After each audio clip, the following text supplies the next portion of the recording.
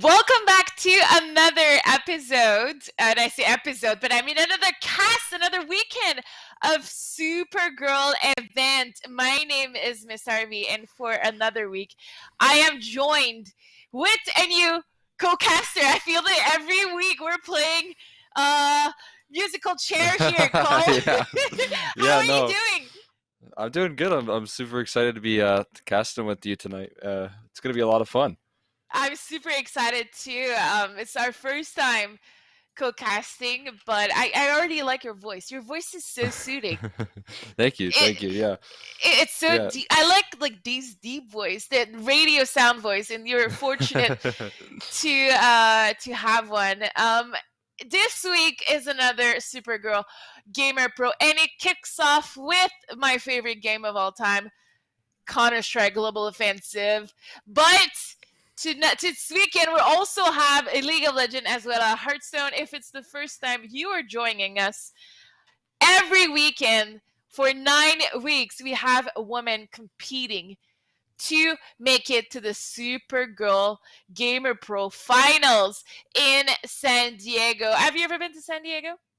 Me? No, I've never been to California, but I hope to go there someday soon. Never seen the Super cool Pacific tournament. Ocean? No, I haven't. I've never been west past Illinois. Oh, that's not Yeah, even west at all. I know. Yeah, I've been all the way to Amsterdam towards the east, but never been to the west coast. So So maybe one day you'll go so east that you'll come back around yeah. and reach the Pacific Ocean. Well, every week, ladies and gentlemen compete in servers and they gather points. And we have, I think right now, what week is it, Cole? I'm blanking I out think right it's now. Is week it 5. Yeah. week 5? Week Okay. So, 3 was my last time casting, and week 4, you and Reggie stepped in, and then now I'm yes. back for Reggie. Yes, exactly. So it's week 5, and at the top of our Counter Strike ladder, let me take out the notes. We have Silhouette. Queens of Silhouette won 3 weeks out of 4, so they are at 350 points. They are seed number 1 today, so they will be getting a bye on the tournament because they are playing today again. We have 16 and a very, very exciting bracket once again. And we're jumping right away in the bracket. Thank you so much. As you can see, Silhouette is getting that bye, but also Violet Roses because they have our seed number 2. They made every single final except last one, and they're at 275. So we're going to have 2 close games in the quarterfinals with Able Esports Croatian females and Dig and my friend. My friend are a bunch of girls that are playing for the first time in this event. And Croatian females we saw last week. No Russian females. I'm a little disappointed. No Yeah, Russian females for week 5. They've been they've been doing great in this event. yeah, yeah. I feel like I caught a little bit of them last week and the week before that, but yeah, interesting to see them departure this week. But yeah, we got the new team, my friend. I'm excited to see how they fare up. Yes. Um, Speaking of new things, are those new glasses that you've Oh, got going on there? I see what you did. I am wearing glasses. Thank you for noticing. It's my first Yeah. time wearing glasses on this cast because I just got a pair of Zenny. Yes. They are supporting us in this event. And, do you sometimes get headaches when you game or your Oh yeah. eye your eye kind of get really fatigued and whatnot? Yeah. So it happens to me too. So I'm trying this out. I'm trying to have to take care of my eyes a little more. And these Zinnies have this blue light filter that I'm gonna be using because I really want to make an effort to rest my eyes. So I'm pretty excited. So Zenny is one of our partners for Spriggle, and you can order your glasses on their online store. And they even are so into gaming that they created their own gaming Twitter. So show your Zennies at Zenny_gaming on Twitter, and they might retweet your pictures wearing their glasses. Excited Yeah. to see if at the end of the cast, I feel better than usual. Yeah. Because I Definitely a lot have of strain. a blue eye filter. A blue light filter. Yeah, that's what I meant. Yeah. Um, I feel like that would be the best for me because I wake up so early for working at the coffee shop. So I mean, getting able to sleep a little bit earlier, getting that blue light out of my eyes, especially because I'm on my phone so late. So I mean, yeah, that definitely help out a whole lot. Yes, and I've been trying to see what I could do, so I'm excited to have a Yeah, brand new pair, and they're so affordable. I got two. I got two. I need to get myself one. Yeah. All right. And thank you so much to all of our other partners. We also have to make this event happen Nissan, US Air Force, GameStop, and the Marines. So thanks for everyone to be supporting these events to celebrate women in gaming. And hopefully we'll see you guys at the finals in San Diego if COVID allows us to make it Yeah. there. Yeah, fingers crossed. Fingers crossed. And we are about to jump into our first game. But before we do so, I think we can announce which game we're going to be casting. So the game that we're going to be casting will be Able versus Croatian females. So we're going to go into a really short break and jump right away into that game.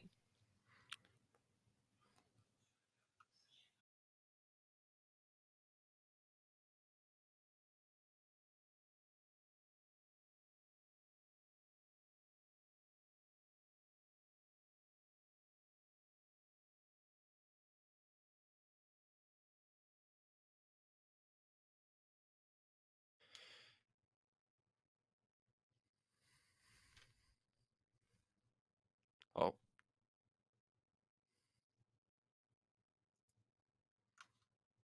Oh, it looks like we're gonna be getting into the Oh, game here a little sooner than we thought. So, um, we're back. I was just making sure yeah, I was up to date on I saw. everything. I was Yeah, typing. Yeah, guys, where I'm at right now, I don't have a second screen, so I'll make sure to be a little bit more on point for the next coming breaks. The veto was done. Let me just double check right now what the wow. game, what the map is gonna be. The map is gonna be Vertigo. Oh Yeah. my god, let's jump right away in the server. And we are now live for Pistol. Oh, we're already getting into the action here.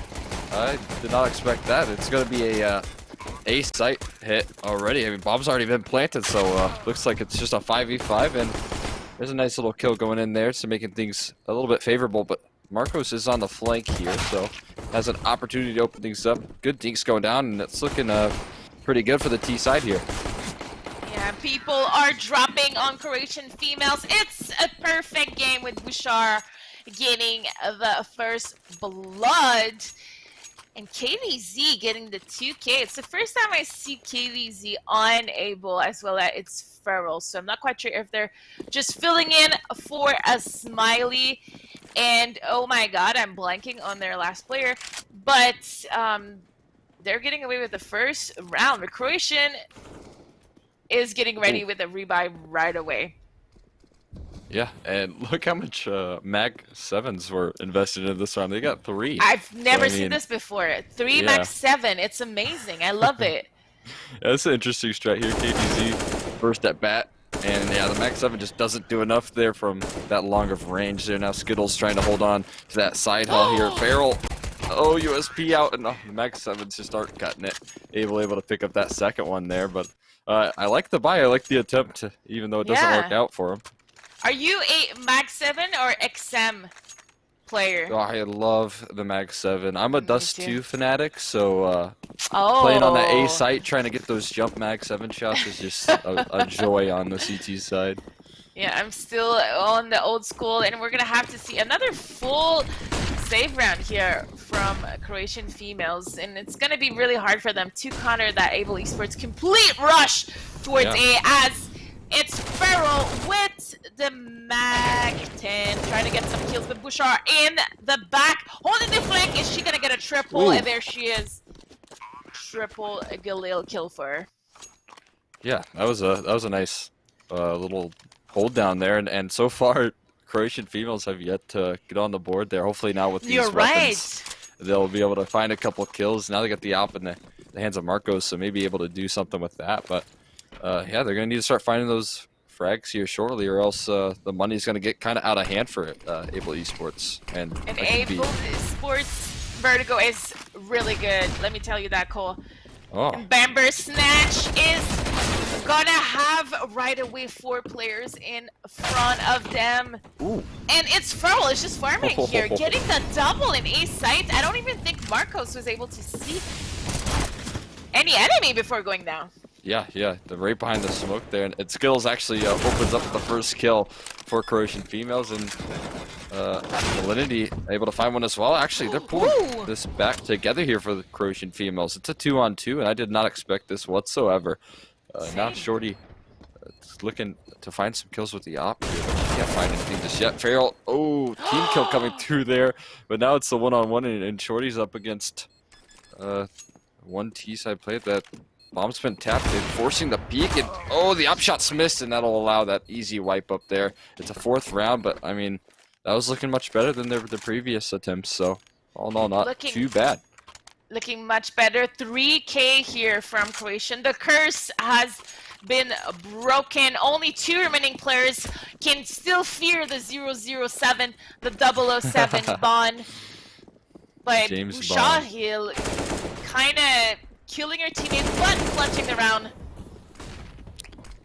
Yeah, that's the style points right there. KDZ gonna open up with another 2 kills there, so Able Esports is looking very strong. You said that their vertigo was really good, and I definitely am seeing why you're saying that. Skittles is doing a good job of pulling things back, but KDZ is hunting, and on the other side of the map there, bomb has been planted, so I mean, this is looking very good there. Sapphire able to open up things onto Shorty Short, so it's kinda getting out of control here, but good on Malinity to pull things back here with the Mag 7. Even picks up an AK, gets out of dodge. Flashbang just doesn't line her up, so yeah, she has an opportunity in this to come back, but I'm wondering if she's going to hold on to this AK.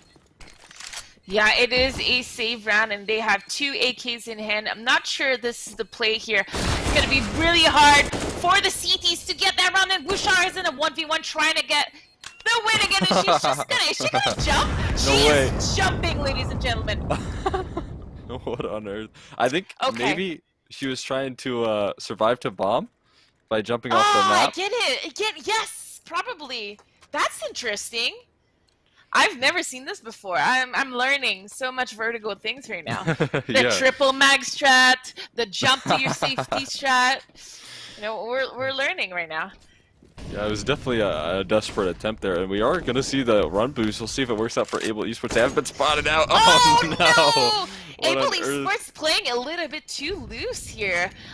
This could be costly if they don't start to play a little bit seriously. It's 0-5 for them, but Katie's just like entering the bomb sites left and right, doing so much damage in entry. And for some reason, Shorty really didn't have enough money to buy in this round.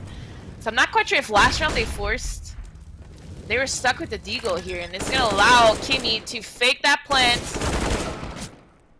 Ooh, that's good on Malinity.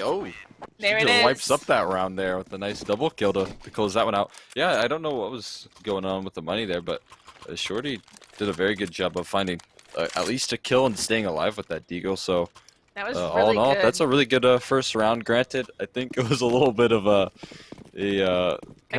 fun round for Able Esports as they went for that run boost. It didn't quite work out, so already starting things a player down. So we'll see if they have better luck in this round. But Croatian females is going to need to start stringing these rounds together. They want to build up a good economy. And Able here going towards a ramp in kind of a rush fashion, but Sapphire, I called her Header from the dig team. Sapphire getting the kill through the smoke, kind of maybe she got a glimpse of the edge of Bember Snatch, but this entry is huge as she gets the double. It's now a 5v3. It's going to be a very, very difficult round for Croatian female to retake. Actually, I would even call for the save at this point. Yeah, I'm not quite sure if it's doable. Yeah, at this point they're in that kind of mode where they're their trading rounds. I mean, they win one buy round and then they lose the responding round, which can be so hard on that CT side economy. I mean, granted, they are going to have quite a bit to invest into this one. The lowest member being Skittles with 4,100, so they have enough money to invest once again. But they really can't afford to be losing these rounds after picking them up. So they're going to need to get that economy stabilized here if they want to try and come back to this, pull that lead away from Able Esports. There's going to be a carnage here. Yeah, Sapphire with the trying to open up on the ramp. Yeah, rushing that ramp, and she's going to get...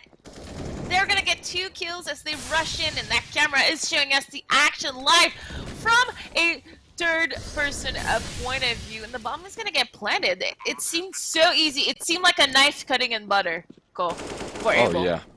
Yeah, that rush was a little bit too easy for Able there, especially with how much was invested into that round from Croatian females. The op just doesn't get anything, and I think it was a Mac 10 that actually found her, so I mean, that's a little bit worrisome for Able, or rather Croatian, but Able had some really good flashes on that A execute, so definitely looking like a very strong team in terms of like team play and utility usage.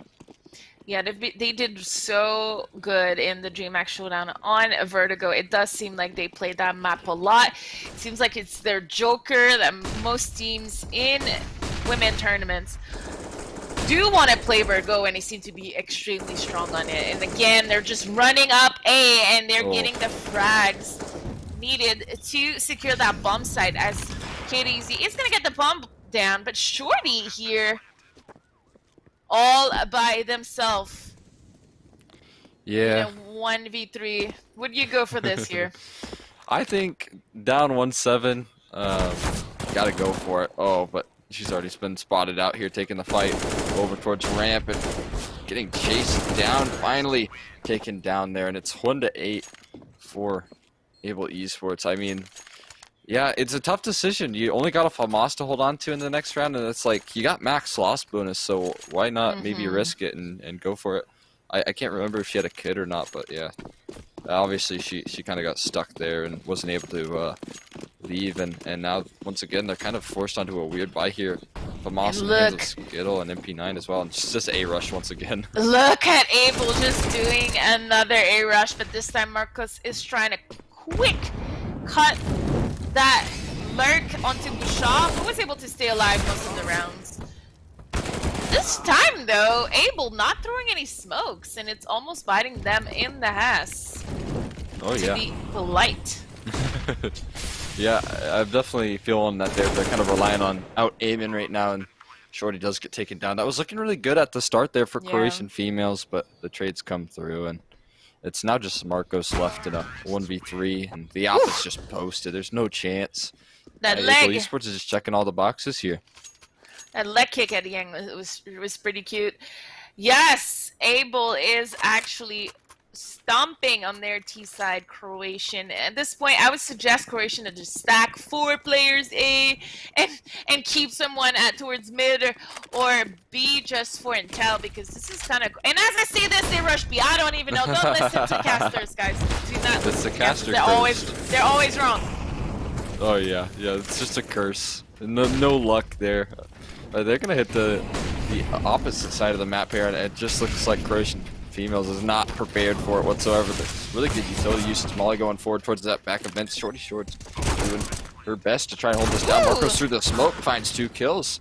So maybe I think Able Esports might have learned their lesson, not trying to hit that B bomb site. I mean, it's still one of the only rounds that they've lost there.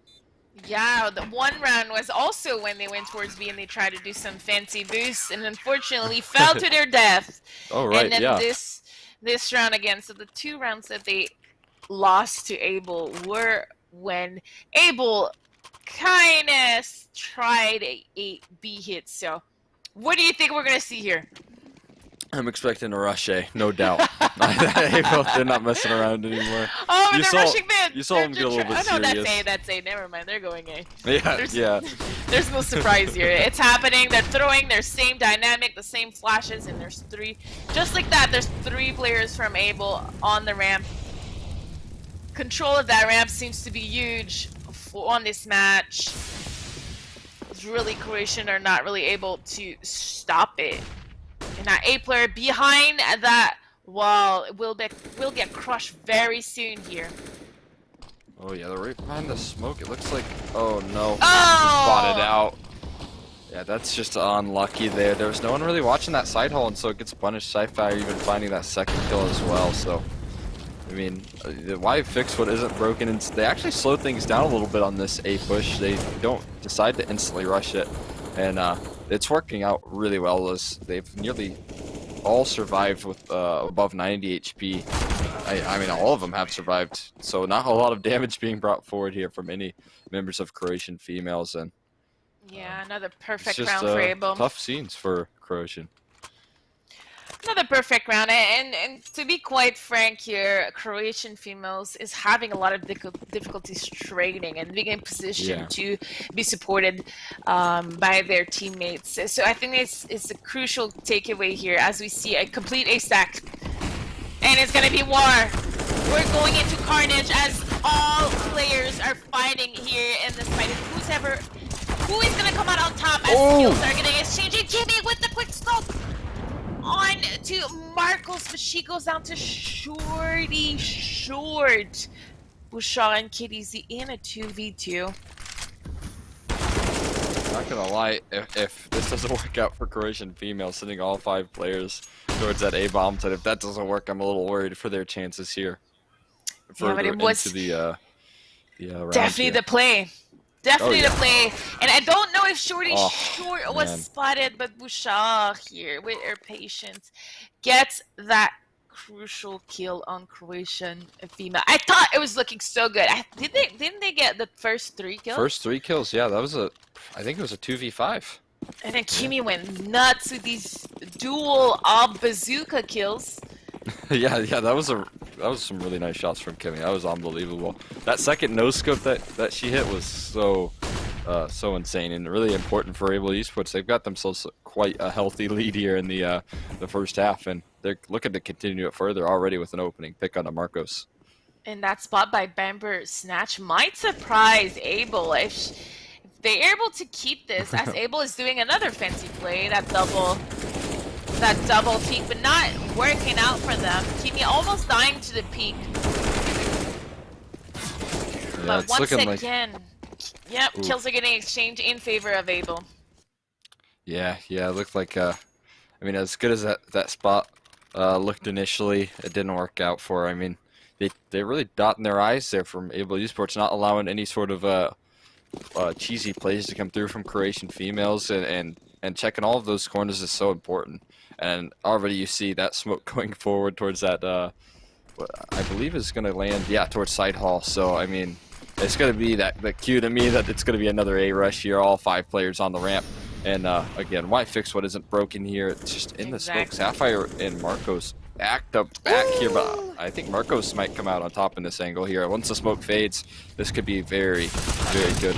As the smoke does fade. 1 kill, but not the second. Farrell somehow trades that.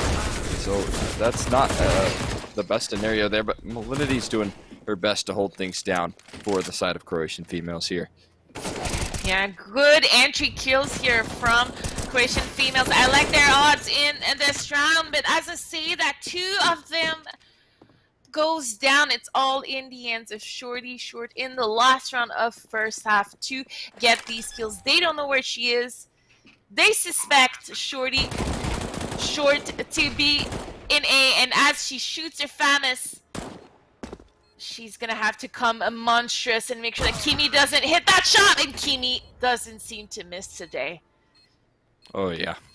Kimi is on fire right now. I mean, maybe not top of the scoreboards, but with how important a couple of her kills have been, I think they have a lot more impact in the game for sure. So, I mean, exactly.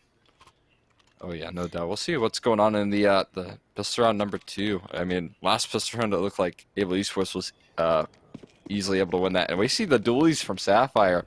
So a lot of money being invested into her there. As she has the armor to back this one up. I'm interested to see what she's gonna do with it. She's actually the I think the third woman in rather in this A take here, or brother B take. But yeah, nice opening there from Able Esports. And it looks like that dually by might not have worked out there for her. Yeah, in the smoke, Farrell going to push out, going for the knife kill on that B-bomb site, and they are able to mop it up with a nice couple of kills, and even Sapphire now going to be able to pick up those dualies for herself. Yeah, it was a crucial round for Croatian females. Some of the kills and momentum in that round looked like it could turn and switch to Croatian, but Bouchard with these 2 entries really set the pace of what this whole game has been about. Able in the lead 14-2 in this game. Yeah, I'm liking the shotgun purchases here. Malignity on the sawed-off. I just have never seen this in my game, so I love to watch this these weapons be used. It doesn't work out. Now the 1v5, she got the first one as an opportunity. Oh, the lineup almost came through, but the spread just isn't enough. And yeah. We got one. You know, every super goal, I have a dream of having 1 Zeus, 1 no scope, 1 ace, 1 Kobe, 1 TK. What else? We got the TK. We got the TK. We got the Crater too. We got the no scope. We're missing the ace and the knife kill. And the Zeus. Oh, true. We also saw that that failed run boost. I don't know if that is maybe that a new thing that you have to add to your bucket list. Absolutely, and this is match a point for Abel, and it's 3v3. It is probably one of the closest round that we've seen today so far in this game. Bamber Snatch. Oh no.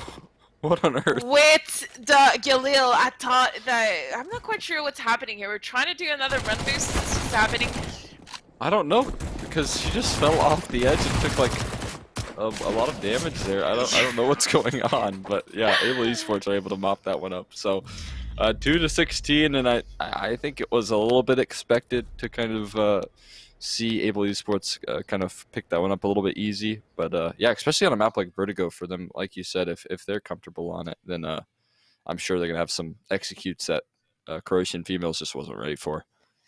Yeah, it was definitely a rough game, Croatian female, but we are so happy to see there every week. I still think that they are increasing and getting better every week, and congratulations to Abel, who just don't play Abel and Vertigo. That's the moral of the story. I think they've learned their lesson.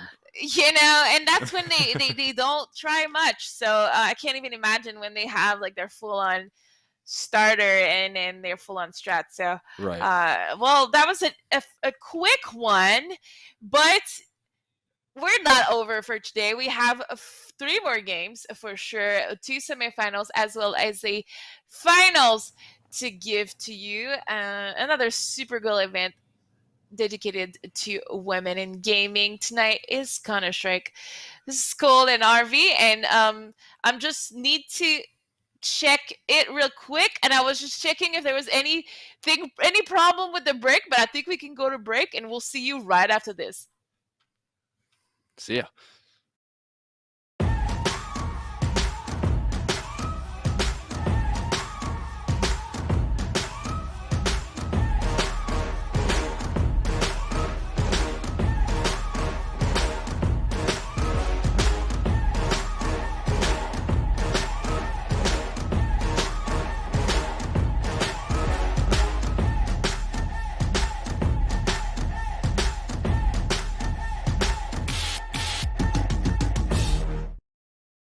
So I'm gonna hold on promoting you this quarter. Cool? Drop the taco. Get in the car. Does this Sentra feel like a compromise to you? Wait, what? The handling, it's good, right? No compromise there. Nope. Watch this. Breathe. Rear automatic braking. So if this Nissan Sentra isn't gonna compromise, why should you? You're right. Atta girl. The all-new Nissan Sentra with more standard safety features than any other car in its class.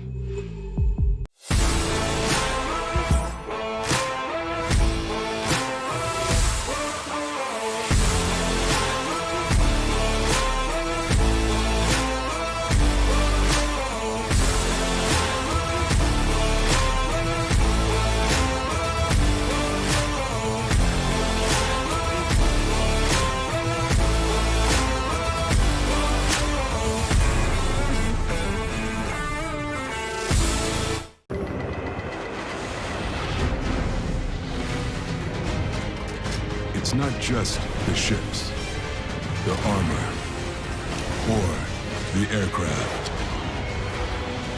It's something more.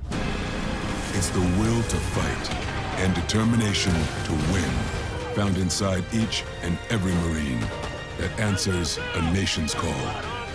Battles won. You can trade all the games, accessories, consoles, and tech you don't use anymore to get cash or store credit at GameStop. Check out the Trade Center on the GameStop app, visit GameStop.com/trade, or talk to a guest advisor at your local GameStop store to see how much your trades are worth.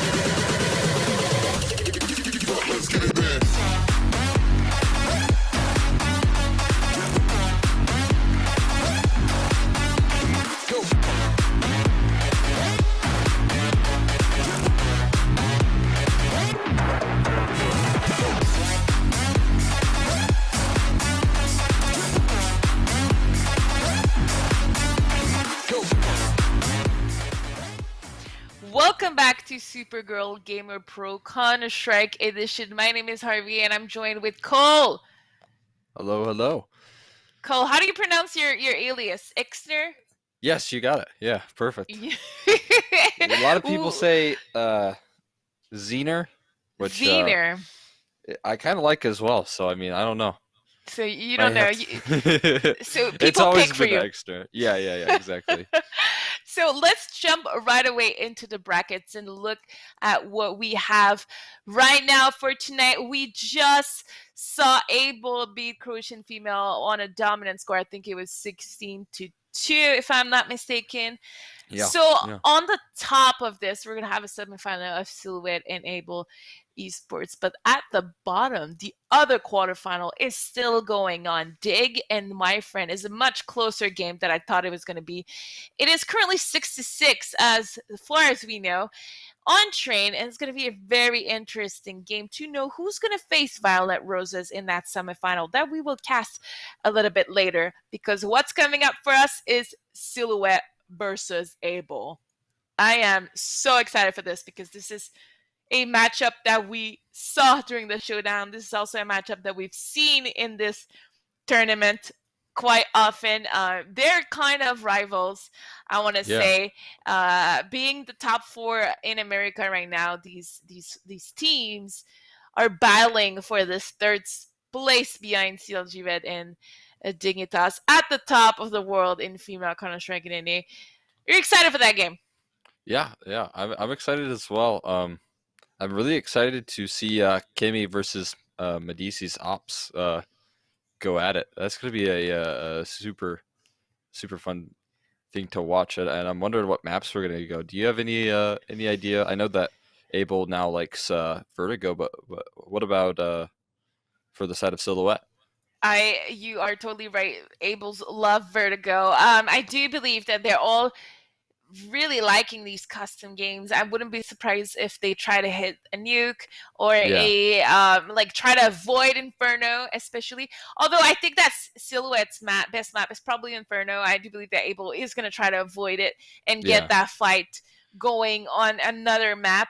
And we're still waiting for these maps to be picked, as we have quite no idea what the video is going to look for. But I'm excited. I would like to see some nuke. I don't think that I've seen Abel play nuke a lot. So I'd like to see how good they are. I would also love some Dust too. For some reason, some map that I really like watching, especially amongst female and women in competitive Counter-Strike. It's just Dust 2 is so core to me. I love Dust 2.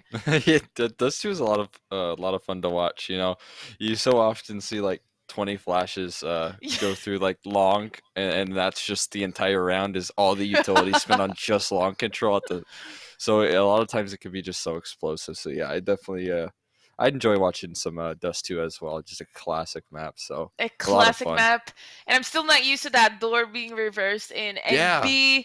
So I really like it. Although, you know what, now that I think about it, we might see a Mirage for Abel and Silhouette. I think both teams are kind of decent on it. So they I don't think any of them would mind playing it. So this is my top 2. I think it's going to be Train or Mirage. Train or Mirage? I think I've seen I know I've seen Silhouette on Train, because I remember watching Medici just destroy with the op. So yes. I'm sure she'll be kind of favoring that map as well for the side of Silhouette. And we are with the videos, and we're right on. Dust 2 being banned right away, then Inferno, Vertigo, and Nuke. So the last 2 maps remaining are Mirage and Overpass. So there will be no Train. And it's Overpass! I forgot about Overpass! I forgot that they both like it too. Yeah, that'll be a good one to watch. I haven't seen an Overpass game for this tournament, so that's going to be exciting. It's going to be very exciting, especially if Abel is as prepared on Overpass as they are on Vertigo, knowing every smokes in the game from any position in the world, which it does seem like they are pretty comfortable with on Vertigo. I think for Overpass is my favorite map right now. Not gonna lie, I love it. Yes, Overpass is so much fun to cast. I'm not a big fan of playing it, but watching Overpass, I feel like at times it could be like just the perfect decider for like a good best of 3, because of how important like team play comes through in that map. I mean, specifically with like the B side of things, with how much utility and like there's so many different options for like nade stacks to kind of throw things off for the other team. So definitely a really exciting match to see. I'm super excited to see how these teams do. And you know what's exciting today is that Silhouette is playing with their full roster. Ooh. So that is extremely exciting. I think it's the first time in the Supergirl event that at least I was a witness for, that they are not playing with either Android or Celsius. So this is going to be fun, because this means the full-on chemistry and teamwork is gonna be displayed today during this game versus Abel. This is the kind of content we are here for, and I'm super excited for this matchup. Now it's taken on a whole new level of excitement for me. I'm really excited for this. That's gonna be fun. Did you mention that that Dignitas also had their full roster? Are they close to it? Yeah, they have 4 players as far as so this is very, very interesting. This is a good week for the Supergirl Gamer Pro, and I do believe that ESEA season is around the corner. It's starting in 2 weeks, so teams are starting to get more and more prepared. They also want to gather these points for the Supergirl Gamer Pro Surf Finals in October, because if you are not aware, every week the ladies compete in this event in 3 different games, and they gather points. So even though we have a bracket today, no matter where you leave this tournament, this one-day tournament, you leave at home with some points, never empty-handed. And everyone that made it to the quarterfinal today in Counter-Strike is going home with at least 50 points. So both Silhouette and Abel today got secured 50 points. So it was kind of easy. They just had to show up. They got to buy first round. Yeah. But we're definitely ready to see who's going to go to our finals to face one of the team on the other side of the bracket, which is having a tremendous battle here in another server. But right before we jump in to this next game, Cole, let's take a short break and we'll be right back right into the game with Silhouette versus Abel. Oh, I can't wait. No one knows where it comes from. Why some have it and some don't. It's the fighting spirit. It consumes fear and weakness. It stands ready to fight whatever shape the battle takes. Because as long as there are battles, there will always be Marines. You can trade all the games, accessories, consoles, and tech you don't use anymore to get cash or store credit at GameStop. Check out the Trade Center on the GameStop app, visit GameStop.com/trade, or talk to a guest advisor at your local GameStop store to see how much your trades are worth. So I'm gonna hold on promoting you this quarter. Cool? Drop the taco. Get in the car. Does this Sentra feel like a compromise to you? Wait, what? The handling, it's good, right? No compromise there. Nope. Watch this. Come on, breathe, breathe, breathe. Rear automatic braking. So if this Nissan Sentra isn't going to compromise, why should you? You're right. Atta girl. The all-new Nissan Sentra with more standard safety features than any other car in its class. For a long time, we had to prove ourselves. But we always knew what we were capable of. We knew when the time came, we would be ready for anything. Our numbers keep rising. And so do we.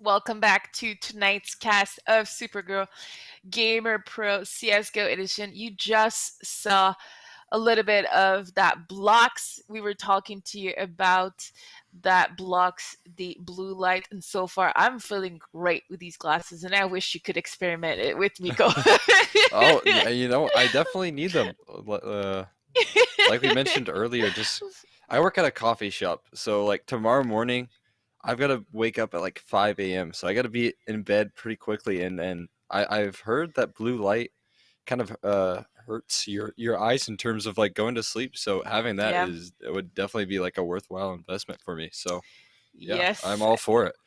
Super excited. I'm loving it. And while we wait for everyone to be ready in the server, let us remind you that we are about to jumping into our first semifinal. And as I see that, I kind of want to go see what's going on the other side of the bracket. It looks like my friend just lost to Dig, guys. The score was 16-6. So when I told you it was extremely close, and it was 6-6 from that point on, Dig won out. So unfortunately, we have to say goodbye to my friends, which are actually my friends. Yeah, guys. Yeah. So it's the team name. I know, so I had to say goodbye to Minnie and Sam and Cyrus. I won't be able to cast you tonight, unfortunately, but come back next week. I'll try to give a 20 on the table so we can cast you next time. I'm just kidding. We had the chance to pick you guys, and fortunately, we picked the other game. So, and next week, come back because you're not leaving alone. You still are winning some points, even though you lost your game. You are going on with 15 points, which actually it might be 25, but Yeah, and we are live right away with the knife rounds as we jump Oh, yeah. into this overpass semifinals. Enough of me talking about random stuff that no one cares about. That's Well, what production said. We can't hear this anymore. Let's just jump into the knife round. Yeah, I'm excited to see who's gonna win this one because I think that sides matter so much on this map. You know, you definitely want to get that CT side to start, and it looks like Silhouette will have their choice. Yeah, it was a pretty dominant knife for a Silhouette. So, we'll take it. Those are the kind of easy wins you need. So let's see what Silhouette is going to do with that pistol round, as well as Able with their fierce teamwork, as we were able to see on Vertigo. Who's your pick for this map? I'm gonna guess the Silhouette has the edge here, even though we saw Able Esports how good they looked on Vertigo.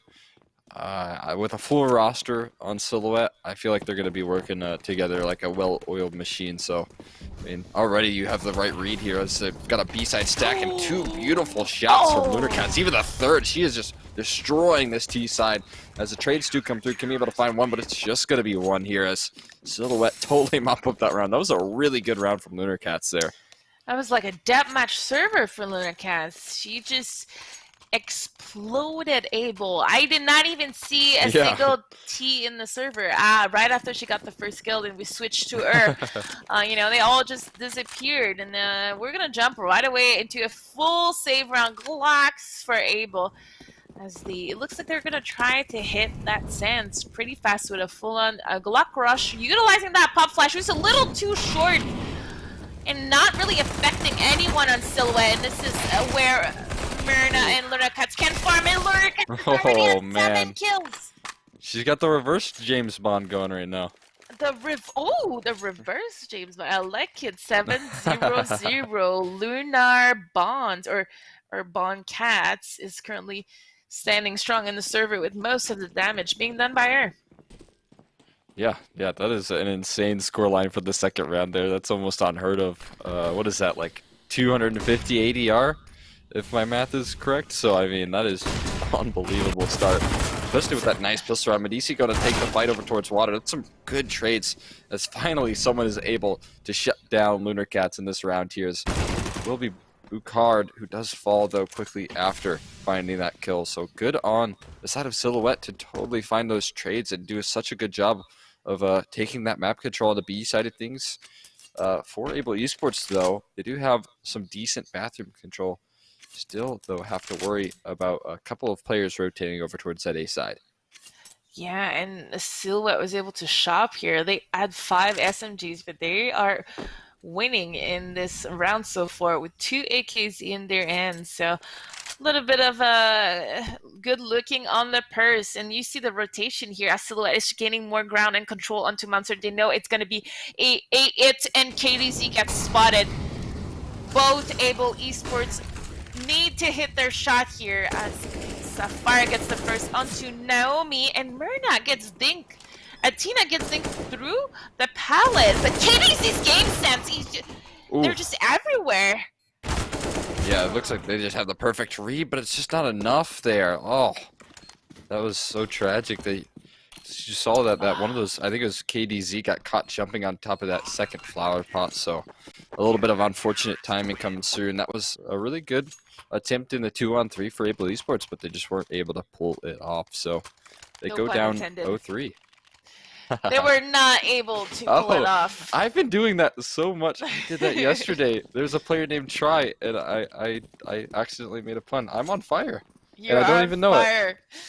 Double up setup here on Silhouette, and Lunarcats is not going to waste any time. She's going to peek into a Fountain and T-spawn pretty fast, and Medici is doing the same thing. A Monster and Kimmy just walking kind of like cluelessly, not really watching or aware that there could be someone there, and she's gonna go down, and that's really, I think, a silly mistake that she's gonna be pretty upset about, because right away Able is 1 woman down, and that's making it a lot harder on this overpass that we know is usually CT sided. Yeah, correct, but that's a good response there from the likes of Bucard. So, I mean, all in all, even things up here. Ludercats on the A side of things, trying to hold things down. Op shots missed though, so this could get a lot difficult. 7 HP, rather 16 HP to work with here. She's not expecting that long push. Barely able to mop that kill up now. 3-on-3 situation here. Natty trying to do her best to hold things down, and she falls a little bit short over towards Truck. As now it's just Naomi and Medici here holding things down towards the CT side. Will she expect KDZ there? It looks like the answer is no, as that's a nice headshot from her. And in this case, Medici and the op, the one to open things up, is now forced to save for the side of Silhouette here. A little bit complacent on Silhouette towards A. I truly believe that as soon as Medici got that kill, A players kind of, I don't want to say fell apart, but they were not in position to trade at all, and taking pretty big risks here on both sides. Bouchard just blankly peeking that sand, and thankfully she hits the shot onto Atina. This could have been a completely different round if she does get it. Yeah. Medici is looking very warmed up on her AWP, which I'm very excited about. Those were a couple of nice shots. She didn't get to save that weapon, but all in all, she's looking like if she gets it again, that it might be troublesome for Able Esports here. It looks like Able Esports is going to be able to kind of easily plant this bomb and win the round, because there's nobody to defend this B-bomb site for the side of Silhouette. So free bomb plant comes through, not a single kill yet in the server here. This bomb does go down. 5v5 retake coming through. Nice tink on the Kimmy, taking down to 9 HP. And oh no, they've actually found an opening frag here onto Bouchard, and Natty in a good position. Yeah, no doubt. Doable. These rounds are always scary, as honestly Able doesn't have a lot of ground. No cat control, no monster control. Ooh. And Naomi getting the kill. It's a 2v3. The players on Able are low, but Feral and Kimmy trading those kills left and right. And it could have been dangerous, but turns out it was just a little bit of win in the storm. There was not much to worry about for Able, as they were able to secure. Oh no, I did again. Able is able to secure that round. It's 3-2 for Silhouette. Yeah, that was a little bit scary there. A little bit of a rocky start for Able Esports, but do close out nonetheless. And once again, we see another save here from Silhouette. Interestingly enough, 5k on Natty. So definitely playing things a little bit on the safer side in terms of economy, not risking this buy. Definitely going to want to get that double op set up rocking again, most likely for Ludercats and Medici. I guess it kind of depends on what they're feeling. Nice little molly forces Ludercats. In fact, does a lot of damage as well. So good start. Nice kill from Bouchard, trying to follow up onto another, but Natty with the FAMAS is able to find herself a couple of kills, and this is a little bit questionable, especially with Ludercats not being cleared. I think they don't expect her position, and this could prove to be a little bit disastrous if it's not cleared. Yeah, I don't think that they know that she can be there, and Bouchard is gonna get caught in the butt, shot in the butt, as their only chance that Able has to win this round is to make it toward long, and this is what they're gonna do. That good molly here, scratch that. It is not a good molly. I thought it was gonna land in bank and cut off Naomi, but she's able to run out, and this is gonna be one of those rounds where that little movement here from Silhouette is going to pay off. I'm not sure I believe in the 1v3 chances of Kim here. She's completely surrounded, 20 seconds left. All players from Silhouette are ready to shoot at her, and she's going to need to display some crazy Counter-Strike, and that's what she's doing. 14 seconds left, bomb in hand. She's rushing towards me. Is she going to make it? Yeah, she has to have time. Yeah.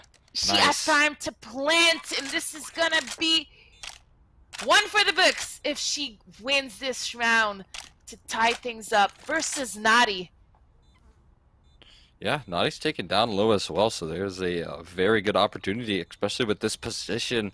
I feel like she knows exactly where Natty's coming from, and it's going to be very tough on the side of Silhouette if it's dropped here. Kimmy playing so close and getting a little bit uncomfortable as time ticks down. There's no kit in Natty, so she's forced to push up, and the headshot from Natty to shut it down. Is there enough time, though? No! Oh, no. Kimmy has won it because of the time. The bomb will explode, and it's a third round for Able Esports.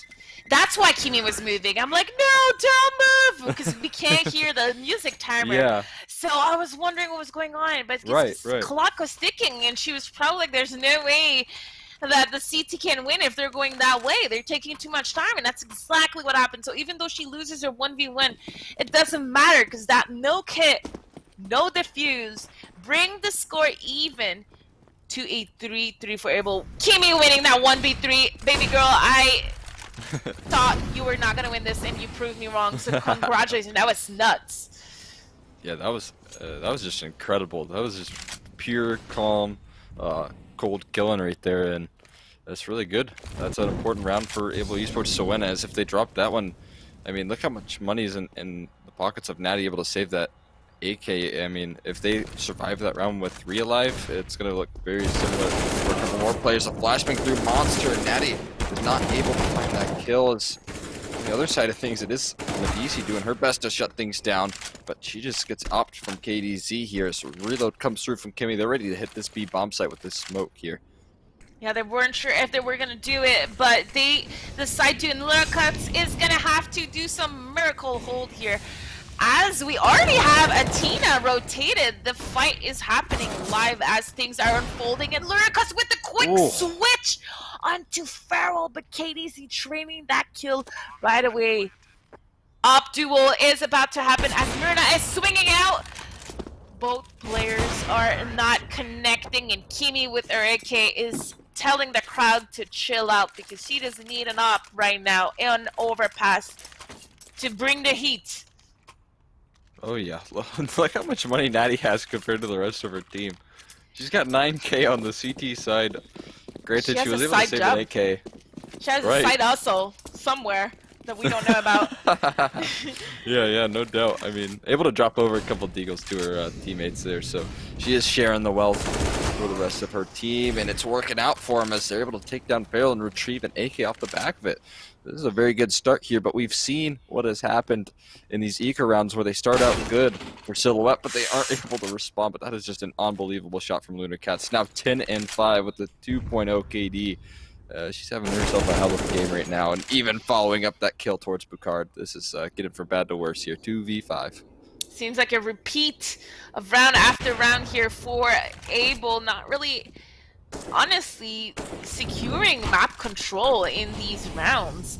This time the Molly is successful towards Bank. But in a 5v2 are KDZ and Kimi able to show that chemistry to win that round, and that's just to say that. I was about to say yes, but that flank from Lurna Cats, this is the play. She's gonna get herself, I was about to say a quadruple, but Naomi steals one. 3K here for Lurna Cats, 12 kills. Can we get a tab so we can see that major ADR? That's probably an insane amount of stats here. Yeah, I mean, that was a really good round from her after that 3K there. 137 ADR. That is just crazy. 2.4 KD as well to back that one up. I mean, she is just popping off right now. Monstrous AF so far by Lurna Cats. And we have a fast kind of AF save, half buy here from Able. Fully committing, actually. It's a full buy, but they went with CZs and Tech 9s and took control of Connector up, and they're already in the site fighting. That Tech 9 is hitting some heads here.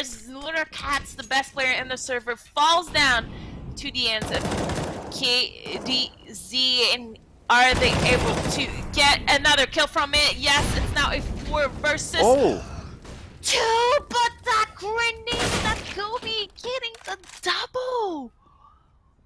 Those rounds.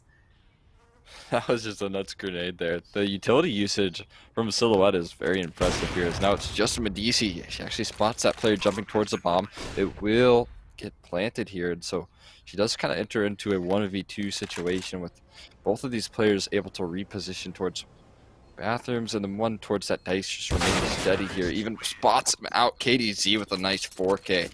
Absolutely shutting that round down. And she's trying to do her best Lunar Cats, Lunar Cats impression here. Yeah, it all started with a Tech 9 rush up Connector from KDZ and ended with 4 kills. And the first time that Able is going to be leading in this game, it's 5-4 for Able. As it looks like we're gonna go into a water control here as KDZ is gonna come out on top of Medici, getting flashed potentially by her own teammate Naomi. It doesn't look like the peak was pretty successful, and that B control is trying to capitalize on that kill. But Abel kind of dry peeking Silhouette, not winning any of their duel. Yeah. I mean, after getting that really nice opening on the Medici, that kind of fumbled that opportunity towards the B bomb site. Granted, there is an opening over towards A here after that kill goes down through connector. So 2-on-3, and in terms of map control, Silhouette don't have much. All they have is 2 players on the B bomb site and 1 playing very passively towards A. And I mean, we've kind of seen the same sort of situation where Able Esports is just able to slow things down and allow, I mean, Kimmy specifically to clutch these situations. So definitely have the right player in the server right now to close this 2v3 out. Kimmy with the moves here, the flash, the utility. She's trying to do everything she can to gather the attention from Bouchard to be able to peek that monster. And I thought her life was counted as Naomi had the perfect angle, but Bouchard is able to get that headshot after Naomi kind of wasn't able to finish her quick enough. But do they know Nati is in pit here? And I don't think they do. And this is the tension is so high as there was only 15 seconds left before the plant. 1 HP left on Bouchard. She gonna win that clutch. She was not aware that the blind person on bridge was shooting. Yeah, that was kind of a cluster of players over towards that catwalk, but yeah, able to close that one out. Luna Cat's, of course, the player to do it, so all in all, good stuff coming through from her once again. Of course, the player to clutch, like you said, and we are going to see the op go into the ends of Medici towards B again, if I'm not mistaken. And another forced buy here, on the ends of Able. Tech9s, Deagles. But this time, we're not forcing all the way. We kept 2K in hands. And we're bringing the action towards long. Running on grass. The grass strat, as I like to call it. Run as far as you can on grass so they don't hear you and try to make it to the bomb site as fast as possible. And this could be the perfect play to counter Silhouette. That boost here might be completely dream crush if Able clears it, and this is exactly what happened. Kills are getting exchanged left and right, but this was the perfect read from Able. Silhouette in another retake, and Naomi misses her Molly. Disaster round from Silhouette. Nothing going their way. No utility left on Medici. Naomi with a smoke though, and we're gonna need it on Silhouette if we want to win this round. Yeah, Medici needs to hold these angles down, but there's so much to worry about. Even the boost coming through, and I don't think it's enough to peek forward. They're just going to tap the bomb. Medici holding things down, able to find Kimmy, and now it's just going to be a blue card. But is there enough time? The bomb is being tapped. The spray is coming through, but it's not connecting. Blue card drops around and even falls after. Naomi steals that round away from Able Esports. Wow. The boost, both boosts completely failed. Just totally from failed. Silhouette and Able. Each boost was probably unnecessary and just ended up costing the life of the people getting boosted. So I think that if Silhouette just fights there, Able just fights there instead of kind of going fancy, they probably win this round. It's unfortunate. Yeah, especially with the 10-second defuse there, but I mean, I really like the change of pace coming through from Silhouette there. They knew what happened to them on the last Tech9 rush, and that boost I think was designed to kind of alleviate some pressure towards bathrooms here. And already talking about pressure, Medici able to find blue card, and a lot of damage being brought forward. Sapphire finds herself 2 kills, KDC on the op finds 1 as well. So now Lunacat's trying to hold things down, but gets taken down by It's Feral. Having herself a great game, now leaves Athena in heaven, looking to perform some sort of miracle here. Now KDZ left over in that water, gonna try and sneak up. Yeah, this is very smart from him. That's definitely the play. Yeah, I was about to say, that's definitely the play. Oh, it's still the play. I don't think that Athena is gonna clear that angle, and it's just one step ahead here for KDZ. Tina had a really great clean kill on that 1v2. Unfortunately for her, KDZ is just at the right position at the right time, leading the scoreboard for Able with 14 kill and 2 assists. Only 7 deaths after 12 rounds. That's also pretty impressive. Yeah, definitely. I mean, both of those players, the top performers for both teams, are really not dying all that much. In 12 rounds, LunarCat's on 8 and KDZ on 7. So yeah, that's a very impressive stat coming through there. As Bucard is going to need to get a couple more stats if he wants to, or she rather, wants to take control of this connector. It's going to be 4 players posted on her location, and this is going to be very difficult to come out on top. This is so scary. Let's see what she's able to do, and she sees the angle, but Kimi with the quick trades. Oh wow, I'm so surprised it's turning out to be in favor of Able, with Feral getting the last 2 kills. This could have been so scary, but Kimi instantly jumping to support Bouchard was key here, because if she hesitates even 1 second, it doesn't trade that kill. I do believe the people up in the stairs would have just swarmed her from behind, and the ending of that round would have been a completely different story. Oh yeah, no doubt. I mean, I'm so surprised that went as well as it did for Able Esports. Yes. I mean, really off the back of Kimi, I think, right there, was able to win that round. But yeah, there was 4 players stacked up, and it looked like Silhouette just wasn't able to come out on top here. Now LunarCat's going to get tested over towards Bathroom. The shots are coming through. That's a nice flashbang from Able, which will allow Card to easily mop up that kill towards that long Bathrooms area. And they're just going to continue to pressure this A bomb site here. 5 players ready to push forward, and you do see the rotates from Silhouette, a couple of missed smokes, but all in all, some decent utility being brought forward here. And it doesn't matter if Bucard is hitting shots like this. He's even spotted out another player towards Truck. Medici will fall to its Feral, and Natty able to find some decent damage with that USP, but it's just not enough in this round, and it leaves Athene in a 1-on-4. And at some point, the timing was so crucial for Able. I do believe if they just hesitated an extra second or 2, it could have been very dangerous, as Silhouette's players were getting ready to crush that A. But they're just having all the answers right now as we head into last round of this first half. A really close half so far.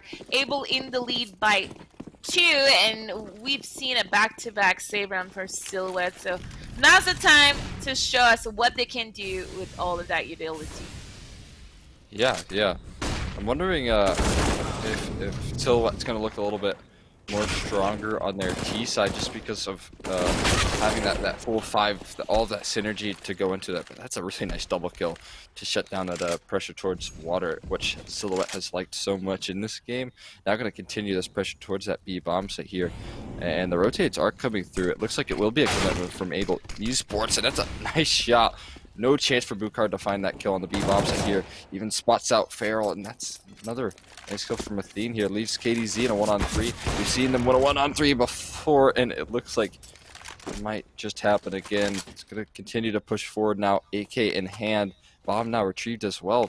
Players, though, set up, ready to trade this frag, and yeah, they do it perfectly.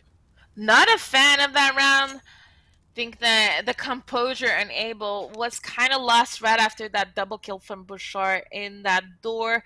I wish they either capitalize on that and rush to site, or reset, which the timing was kind of off. But now, nonetheless, they are coming out on top of this first coming out on top of their first half on T side, which is a really hard one to do on overpass, and we are currently right away into the second pistol of that game, and we're gonna see a war at B here. Oh, yeah, flashbangs come through, but luckily Silhouette was playing for that dodge flash, but not a second time. It's a KDZ with a nice triple kill. Now Naomi left in a 1-on-3, not able to find anything, and that's KDZ with the 4K. It seems like it's really right now a battle between LunarCats and KDZ. These 2 players are showing up really big, and that's such an important pistol round for Able Esports to win. KDZ with the quadruple now already at the double digit 2-bomb. So more than the double digit, a 2-bomb with 22 kills in this round. Wow. M4 in hand, pushing that bathroom, not scared at all, and Silhouette is trying to run it back, exactly what Abel did with a fake rush connector, just kind of playing around. I'm not quite sure what's going on right now, but it's going to be a free spray here for Kimi. I should get a quadruple. I think they were doing the rattlesnake Glock strat. All I heard were those burst fires getting switched on and off. Click, click, click, click, click. It must have been a lot of fun to be on Silhouette in that round and just try to make this one out, and unfortunately for them it's not gonna pay off, and we're gonna see 5 AKs, a little bit of agility in hands, and we're gonna go into a solid water control default here for Silhouette. Yeah, it looks like both sides are really favoring that water control here. Flash has been dodged, but Kimmy able to mop up 1 kill towards water, and Sapphire quickly behind it. And that's exactly why there's so much map control. It's going to be so hard for Silhouette to try and regain. They even drop bomb as well, so it gives the side of Able Esports so much information. Yeah, I like what Able did, giving up that cat control after keeping it, and this is where, you know, a team can lose their composure and overstay their welcome, and this is the perfect play for Able. Turtling back up, kind of pushing Silhouette to utilize more utilities and waste it to regain that bomb, and not even gain anything from it because no one is there. Yeah, that's a little bit of spam coming through from Sapphire, but oh, the missile molly comes through as she falls off towards Catwalk. Bukard luckily is able to be on that waiting in towards the top of connector. Is spotted out towards Divider, and that will be an easy kill for Athene, taking down to 34 HP. They've got to go quickly. There's 35 seconds left, and KDZ is waiting at the other end of this truck here. Nades are rattling over towards herself here as the bomb is being planted. And, oh no! She's not able to find that kill, and the smoke works out for Silhouette here. No, this was the play that KDZ had, I think, to do the opposite way. That swing in the smoke, I think it made their teammate die. They just got spammed through the smoke, but thankfully they're getting the first kill here and the second. So kind of redeeming themselves here from this round.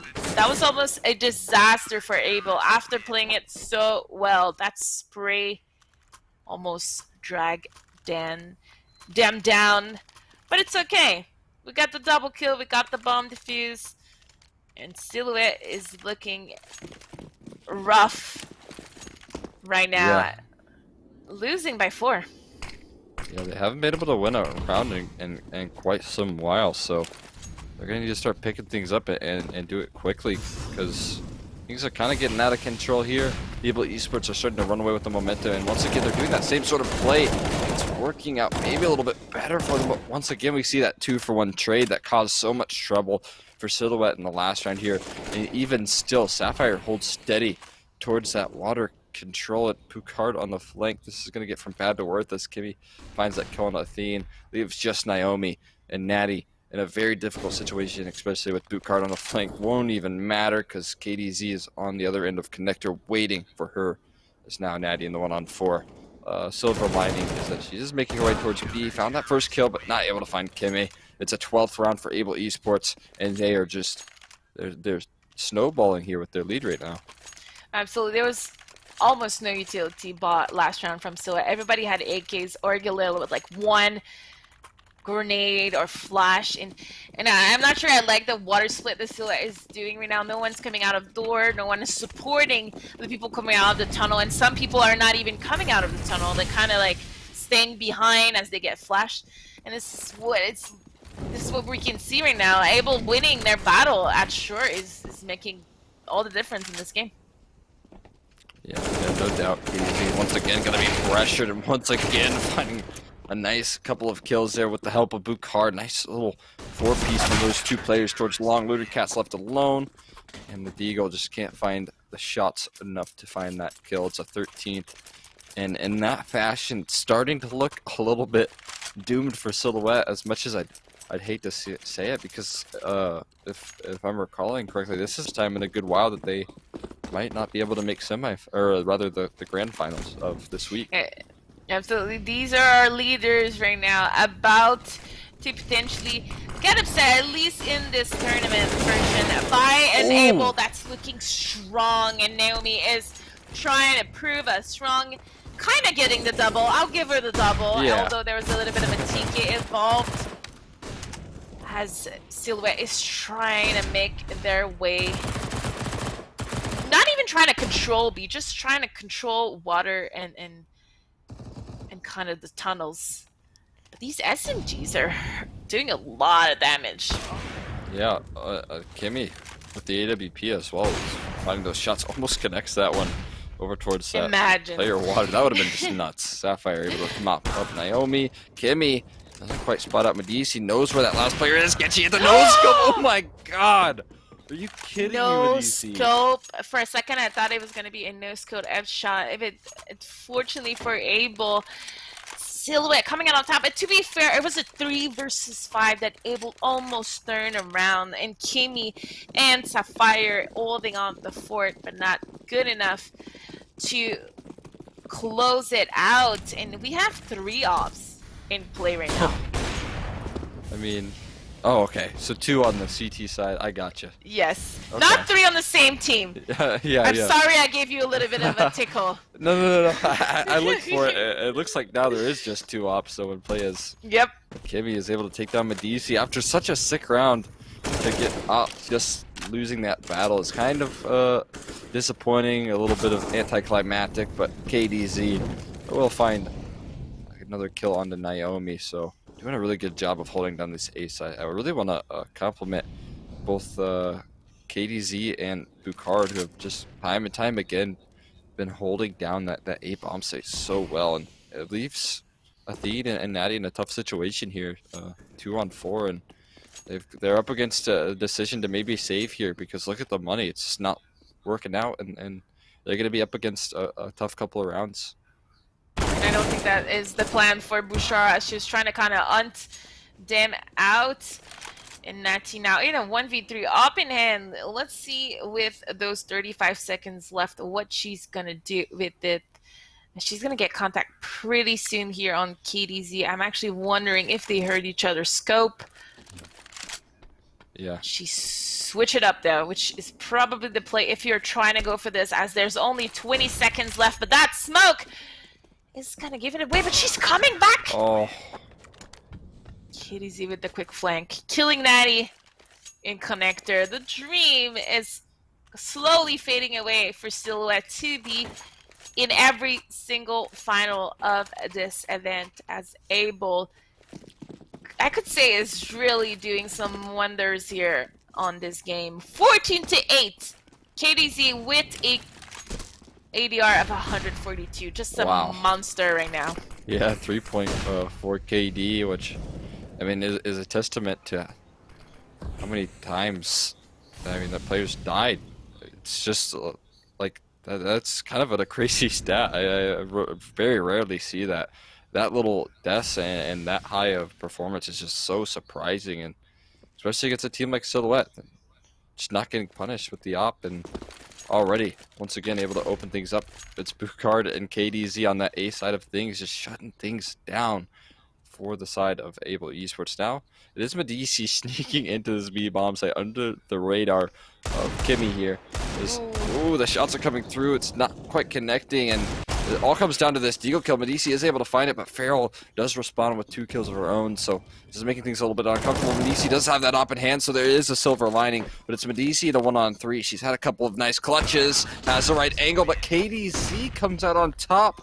She had the right read, she had the right idea, but just isn't able to find that shot, and it's match point secured from Able Esports here. Match point. We're going for the tie for Silhouette. It's going to be a pretty difficult one, as I don't believe we were able to...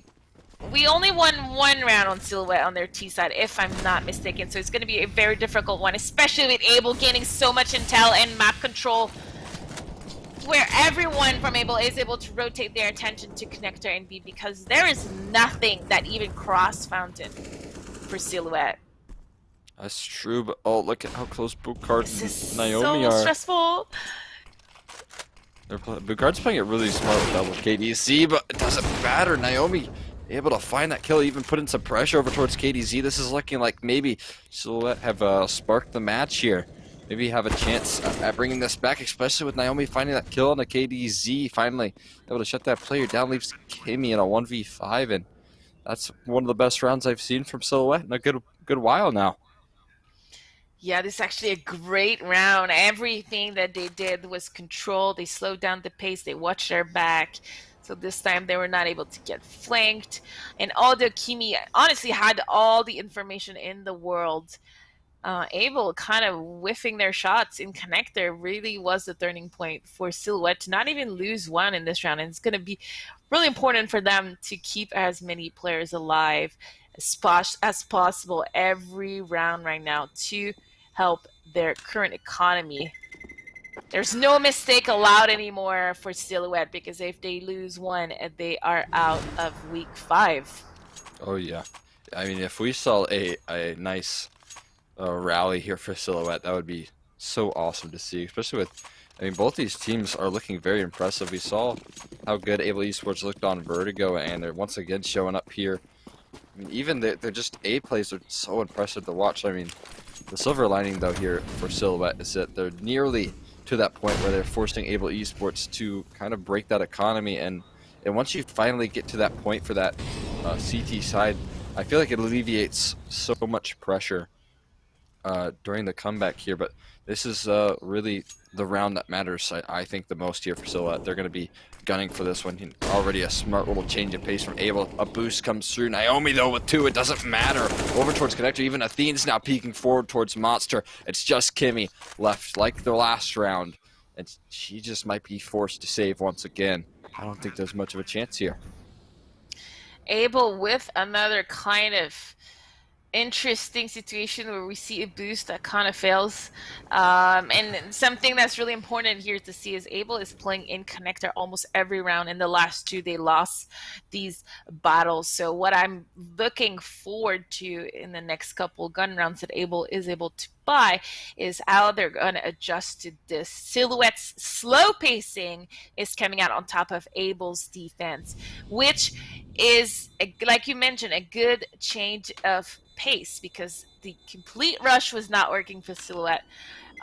So although I'm not a fan of them completely giving control of Fountain to Able, they're handling that connector pretty well. Right.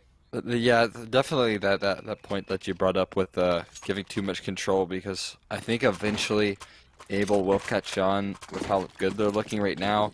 I don't think they're going to allow for giving up too much control towards A to go unpunished here, and finally it looks like Silhouette have forced these CT players to save, and that's a good start to trying to get this comeback here.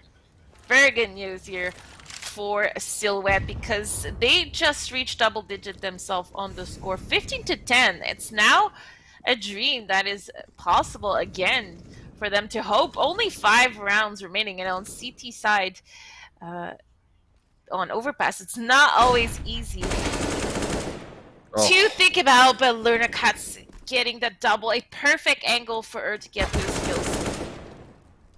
Yeah, that was We're just gonna beautiful. see a little bit of a crush here from all angles, and she's gonna get the quadruple, trying to go for she's gonna get the triple, trying to go for the quadruple, but she's not able to take her pistol out in time. Medici is gonna close this one out, and it's 15-11 for the remaining 4 round. We're gonna hear that little cha-chang in freeze time, because their back is against the wall. Oh yeah, that's a good way to put it here. And interestingly enough, they're gonna go for the buy here. One key factor for Able Esports is they're not able to invest in that AWP that's been so effective for KDZ. Now just forced onto an M4, so we'll see what she has in store. Medici though already opening things up, and I'm starting to believe a lot more here. I mean, these rounds have been looking really strong. KDZ even grenaded down to 62 HP. Gonna be a good little piece of utility usage from Athene. They spotted him out. Now needs to find the trade. Naomi does just that. That's a great start here for V3, and especially shutting down that player is so important for the side of Silhouette. Not sure what we're getting. We're trying to take that control of connector for Able every round. It is not working anymore, and Kimi is gonna face the end of an execute on her as she gets mollied. Has to swings out.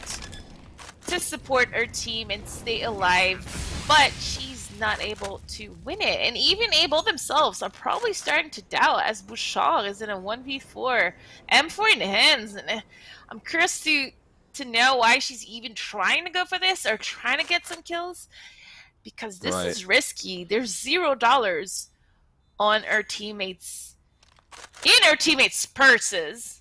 Yeah. Completely empty. Yeah. The wallets are gone. Yeah. And on top of that, you gain nothing from finding those exit kills. I mean, it does pad your stats a little bit, which, I mean, Bouchard doesn't even need. She's doing a lot of work this game, having herself a great game. But, I mean, it doesn't really matter. The money is kind of out of control for the T side anyways, and only one round is required to win. So it's so worth it to save that weapon, bring it into the next round, and give your team another chance to sort of use that effectively, and instead of kind of throwing it away, going for a couple of kills that really don't mean a lot for your team. Kind of a insane comeback here happening for Silhouette. 4 rounds in a row when we were never able to win 2 back-to-back since the beginning of this half. And once again, Able trying to get that control connector, but Naomi has been stellar at controlling it. But this time, Bouchard gets the only kill on Able Esports. Hey Cole, it's 13-15. It's 2 rounds to go. It's looking like it's so possible. They just gotta get 2 more before we get ourselves what's gonna be a fantastic overtime game. We'll see if this double off setup is effective here for Able Esports, but I mean, from what I've seen so far, there's just have been no answers. Able Esports have not been able to find their footing in quite some time, and yeah, I mean, it's just this water abuse that's been coming through from Silhouette. This time, Kimmy's gonna be the first at bat and already forced off the angle, forced to fall off and give up that control, which has been a nail in the side of Able Esports time and time again. They're even gonna go for the boost as well. Lunarcats and DC ready to do a little sort of team play here, trying to spot out any sort of cheesy kills they can find on the B bomb site here. And that boost is not going to connect on anyone. And KDZ all about himself to his bathroom, getting the first kill on Athena. That might be the crucial play that Able needed, because it's going to allow Bouchard to completely clear everything. And that hesitation here from Silhouette, a little bit differently than all the other rounds, might be that doubt that Able needed to win. It's now a 5 versus 3. Naomi losing her battle against Bouchard and Connector. Silhouette has to make a play here. Oh. As kills are getting exchanged and Lunarcats in a 1 versus 2. Wow, it was really confusing to follow the kill feed here. Oh yeah. Yeah, it all happened so fast. 20 seconds left, goal. Bomb is still down. Lunarcat's not in a good position here, trying to gather some intel. She's gonna have to eventually fight. She gets the first kill. This is her moment. Oh no! Bouchard nailing the coffin.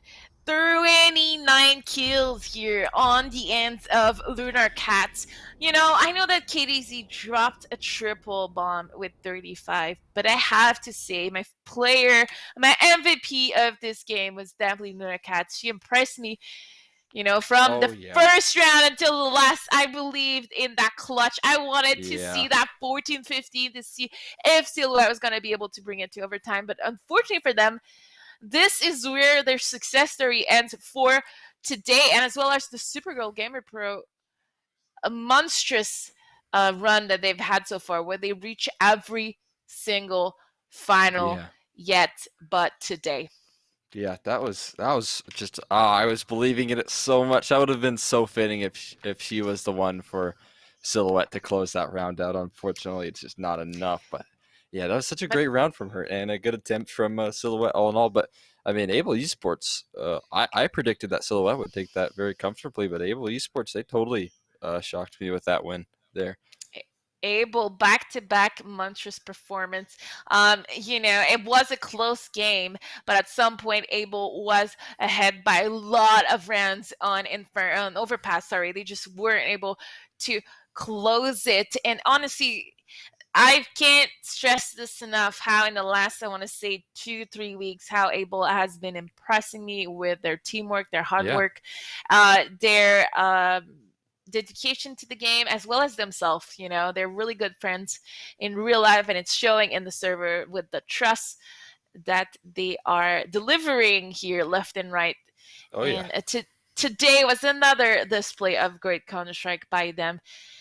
And don't go anywhere, because we'll be right back with even more games, because we're not over. We still have, if I'm not mistaken, usually we broadcast both semifinals. So we still have 2 games, Cole, coming up. So stay tuned. We'll be right back right after this break. You can trade all the games, accessories, consoles, and tech you don't use anymore to get cash or store credit at GameStop. Check out the Trade Center on the GameStop app, visit GameStop.com/trade, or talk to a guest advisor at your local GameStop store to see how much your trades are worth.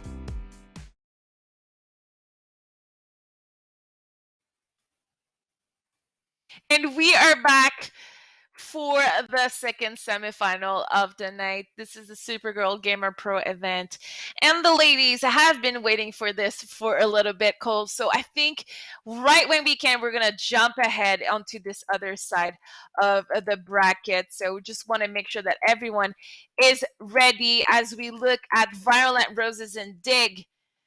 This is the game that we are about to watch. How excited are you about this matchup?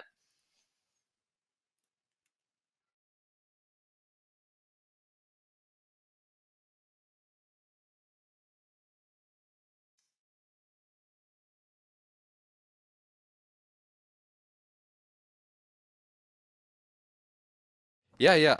I'm super excited to catch this game. This is gonna be my first Dignitas game tonight, so I'm super excited to catch them, especially up against a team like Violet Roses. So should be a very good game, and I believe it's gonna be played on Nuke, which is one of my favorite matches to cast. No way. Yeah, a lot Nuke. like Overpass. Yeah. Nuke is so fun too, because they love it and they are amazing at it. But I've been enjoying watching Violet Roses grow every week, and they're actually also growing on me. The players are amazing in chat. They're always talking a lot.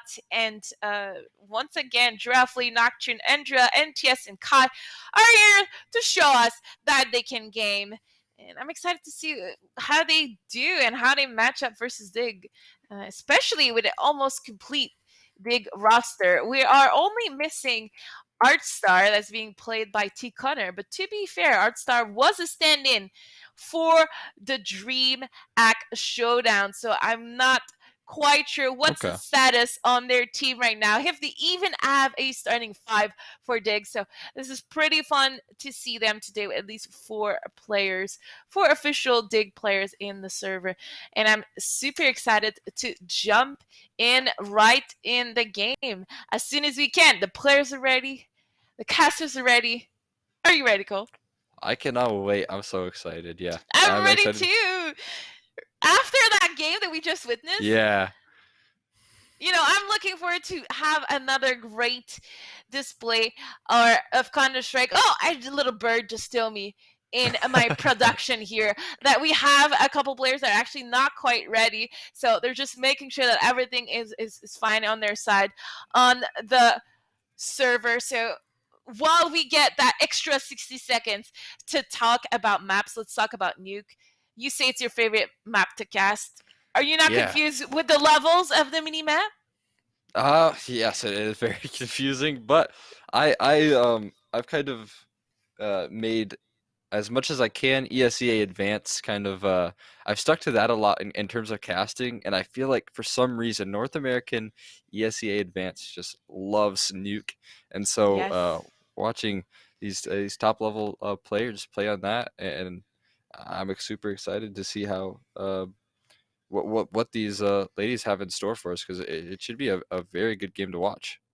I love watching Dig on Nuke. I think it's very interesting what they do.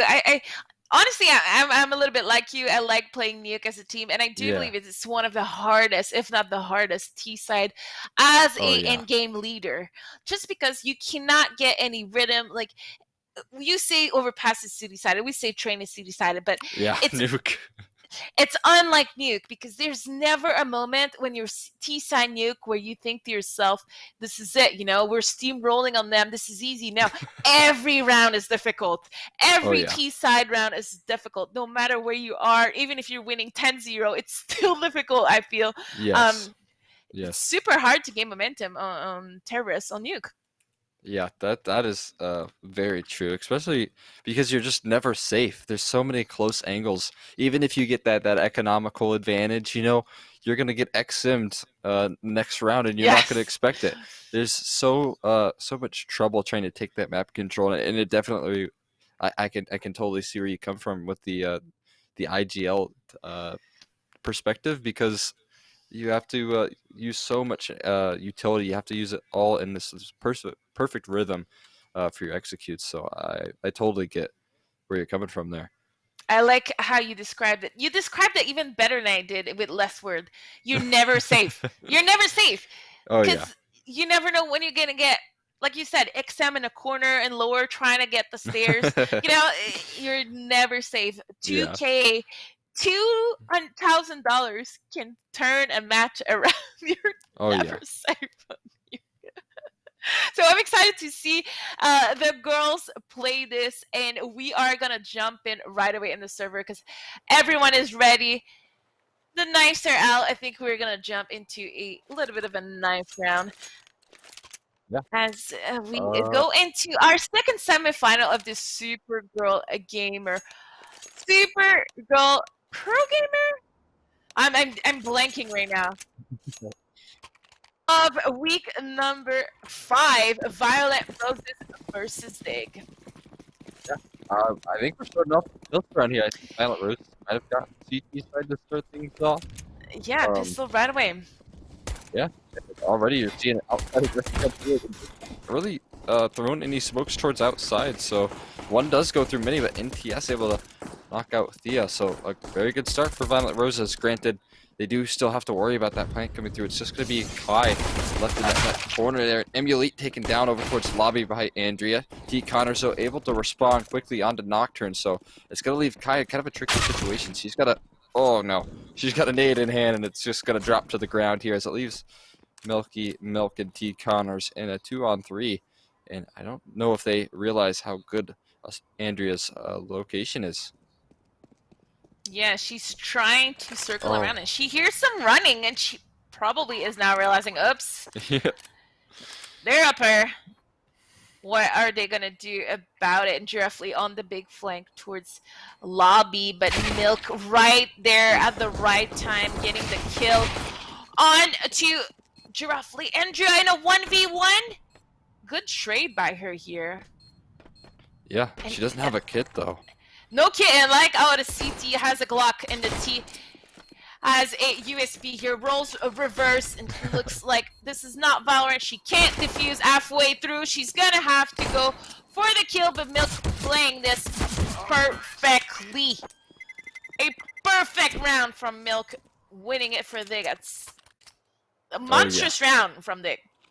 Yeah, that was a big, a really good pullback there from Milky Milk in the 2-on-3, able to find herself 2 kills and play that time so perfectly, even finds a kill in the end. So really doing a great job for the side of Dig to close that round out here as we enter into what we mentioned is still not a safe round whatsoever for them. They've still got to be diligent and check all of their corners. I mean, you do not want to give up a free AK over towards that CT side and allow them to use it against you here, as it looks like we already see one player, I believe it's, Emily over towards the B bomb site, full control.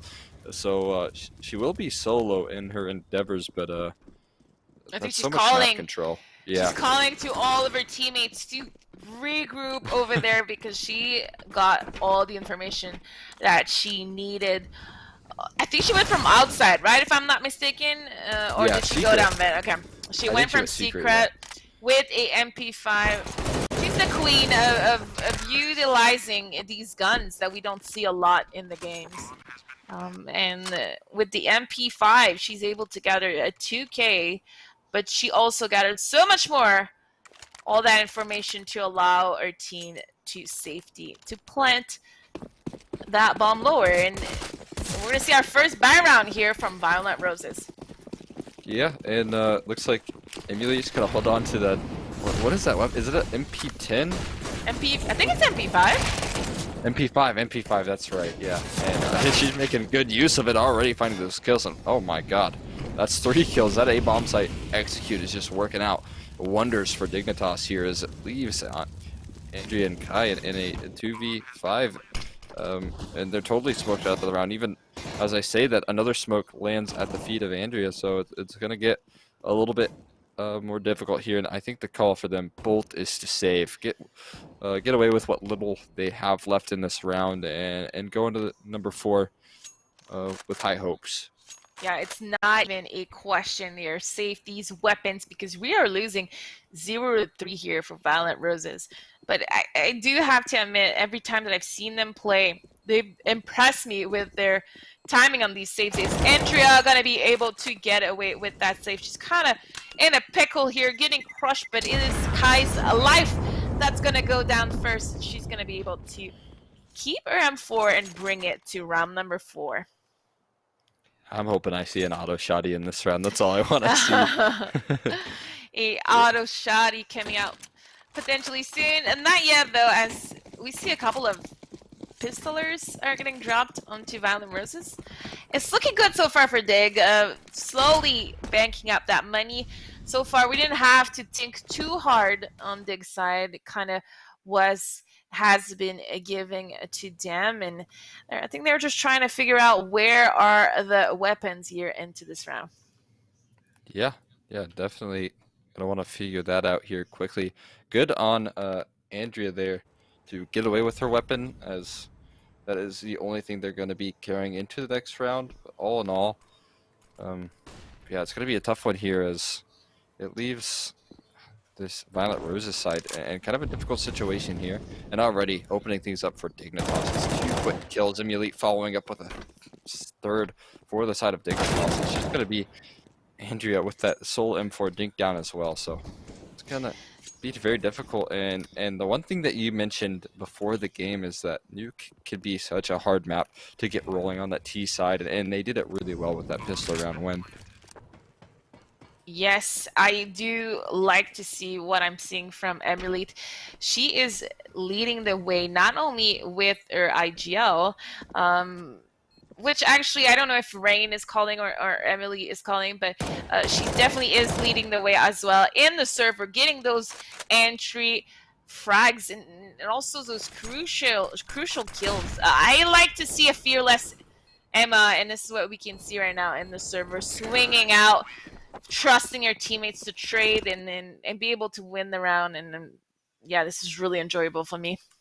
Yeah, I mean, if she is IGLing and entering as effectively as she has been doing so far for the side of Dignitas, that is just beyond impressive.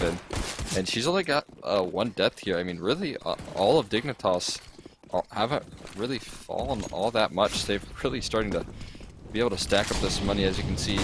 9,700 in Emily, and then Milky Milk on 8K, along with some others like T Connors. So they're starting to build up that economy on the T side, and on a map like Nuke, it's so important here. As we'll see if Nocturne can say anything about this outside push. It's actually going to be maybe NTS towards that decon ramp here. Oh, the first one at bat. It's going to be Milky Milk taken down with no trades. So a very good start here for Violent Roses, and really the first good start that we've seen from them since that pistol round. Yeah, I like how NTS is playing this so careful, playing all the right angles. She's going to get contact pretty soon. She's able to get 2 kills before falling down. Ooh. It's a huge play, and Nocturne missing that no scope towards ramp wall. Tia surviving with 1 HP in this round, potentially with that kill that she can connect on Nocturne. How was she able to get it with 1 HP? That is so puzzling. Oh, yeah. Giraffe could have traded, but unfortunately, our timing is a little bit off. But you'll have no trouble getting that kill. 1v1. Both players are full HP. Who's going to come out on top? It looks like T-Connors is going to reposition over towards that A-bomb site, but with the usage of the vents, I mean, Giraffe can pretty much beat him to it here as T-Connors already up those ladders. Oh, they meet each other at that here as T-Connors starting to feel that time pressure, jumps 8 down, seconds. takes a little couple points of damage, but not too much to worry about. Now Flashbang going out allows T-Connor, he peeks with it, but Giraffe's too strong, able to find that kill and secure Violent Roses a first round. Wow, first round onto Violent Rose's side, and that 8-second put too much pressure on T-Connor. He had to fall, lose a little bit of HP in that fall, and potentially was the HP he needed to survive a blind Giraffe spraying at him. But thankfully for Violent Roses, we're able to secure a first round. Also, a op is still in play, as it looks like Giraffe was either able to secure a pickup or drop for friend. Yeah. Dig is slowing down the pace for round number 6. No doubt here. Oh, a nice little boost coming through. We'll see if it works out better for the side of Dignitas than it did the other two teams in the previous game. It actually doesn't find anything, but at least they don't get punished for it here. Nocturne is going to get pressured. Will she be overwhelmed, though, is the question. She kind of needs to find a kill here, or else that's going to be very difficult. Instead, it's NTS to help her out a little bit towards that outside, alleviate some of that pressure, specifically on Milky Milk. Now, Thea trying to find that trade. They know exactly where Nocturne remains here. The flashbangs come through. Thea actually does some good damage, but it's Andrea to come out on top. And this leaves things into a 2-on-4 with a nice kill from Rain. Emily as well, both following up for one of their own. So now it leaves things into a 3-on-2. They've actually done a pretty good job of pulling this round back in favor of this T side here, but they've still got a lot to go here. Specifically, oh, well, I was just about to say specifically Draftly, but Emulite makes light work of that. So A-bomb site's totally open. A little bit too much risks here on the Violent Roses as they were ahead. I think it might have been a 5v2 here before Rain and Emily got these trades. And it's gonna now be a retake 2-on-2. So this is not the kind of thing we like to see, especially when one of our players is completely shut down in vent. And if I'm Andrea, I would run away 2 stairs, because this is gonna be a hard battle to win. But NTS is here to get that trade. That was the perfect exchange, which I did not see coming. Wow, what a team play and teamwork from Andrea. That was stellar. That was actually so clever. Oh yeah, I love the patience coming through from Andrea, not to overextend, and there's no way that she finds that kill, especially with 46 HP. There's no way she climbs up fence and is able to find that kill fast enough before she gets taken down. And so really relying on your teammates there is the right call, and she plays it so perfectly. That was so good. Oh yeah, definitely. Now it's 2 rounds in a row here for Violent Roses as M is able to get the first kill onto Nocturne, but right away Andrea evens the number out. What? As we are in the eyes of Rain when she sprays her back in the smoke and gets the other kill on Giraffe, who was trying to even the numbers out for herself. What a round here, left and right. Such individual sneaky display. And Kai is gonna be in a clutch station. 1 versus 2 versus M and Rain. Where are the girls going to go with that bomb? Oh, it's like Emulite just turns her attention just in time, but it doesn't matter. Kai is so ready, quick on the trigger. They're able to find that kill, and now it just leaves her up against Rain, and I don't think either of these players really know where each other lie is. It's going to be Rain making her way down vents. It's the right call here, but Kai's definitely heard it, and is going to make her way quickly behind her door, get swung wide open, and now Kai's heard as well. So both of these players do figure out the location. Bomb does go down, so there is some sort of win for Dignitas here, as 4 players are already dead, and the money pressure is going to kind of stack even if Dignitas loses, Kai got to peek forward, and Rain nails the headshot. That's a really nice shot from her, able to find that kill and secure Dignitas a 5th round. It's going to be Violent Roses with the timeout called here. What a play from Rain. That was perfect. That smoke, that little jump on the railing, winning the round out for Dig. What a crazy round that was. It wasn't crazy as in chaos. It was crazy as to everyone is kind of trying to make a play and everyone was succeeding at it. So kills were getting exchanged. But that timeout from Violent Roses is probably needed as we have our first bond of the day. Or maybe not our first bond, but we do have a bond onto Nocturne. But when you're losing 2 to 5 in this game, you know, it's no big deal. I've never really found Bond to be anything but, you know, a little bit of a tease. It shouldn't matter. We've seen so many great players in the world come back from a 007, but it's always fun to just call out the movie. I like the Bond movies. Me too. I'm a sucker for a good spy movie. Yes, not enough movies coming out during this COVID time. Yeah, I've been waiting. I don't know. I've been waiting for so long for the new Kingsman movie to come out. I have no idea when it is, but I absolutely love that series. But with that being said here, it's just going to be a lobby rush, and it looks like Milky Milk's positioned perfectly to find the spray down. Emulate, in fact, going to take that kill away, and it's going to be Draftly a little bit not too enthusiastic at peeking towards that lobby. Decides against it, smartly so, is waiting for her team to collapse. And might be able to catch Emulate, but no. Emulate is so ready. It's a 6th round for Dignitas, and they do it quite easily so. Yeah, that push lobby was a little bit broken. If I'm trying to stay a little bit polite, I wish it was a little more coordinated. Right. You know, it kind of went in one by one, and Dig was ready for it, and they really weren't challenged with it. But we're going to see a full-on rush inner with 3 players going out of door for Dig. And this is going to challenge Violent Roses in inner for the first time with a quick rush. And only Draftly is going to go down, so it's looking great. But that Andrea greedy peak this time really hurt Violent Roses and their chance of retake as the bomb is getting dropped in vents. Did I just hear them tap and then cancel and go to vents? Yeah, they changed their course pretty quickly here, and it's actually Milky Milk in a phenomenal position, able to find 1 kill, going for more, able to find Draftly with a little bit of a labor. Spray down, knife out now, finally taken down by Kai. It's once again Ray versus Kai here. Kai has have a lot of weight on her shoulders with this round here. But yeah, interesting change of pace here for Dignitas.